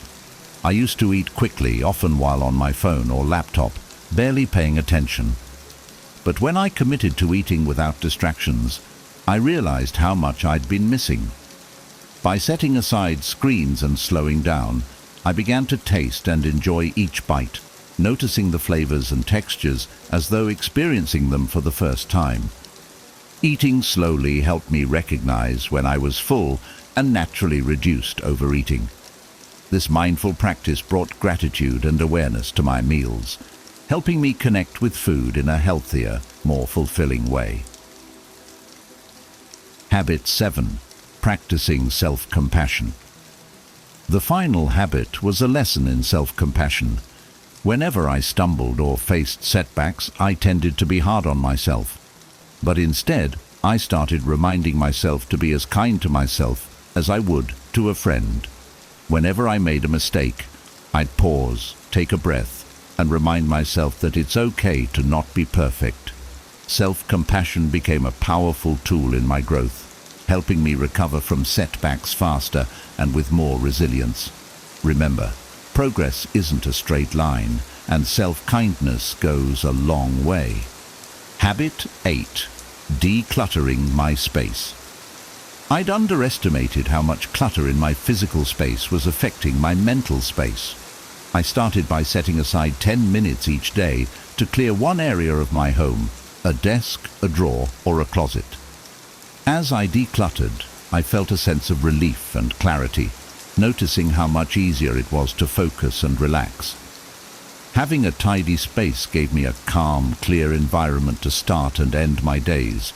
If you find yourself feeling overwhelmed or distracted, try small decluttering sessions. It's amazing how much peace a clean space can bring. Habit 9. Limiting screen time. Limiting screen time was one of the harder habits to tackle.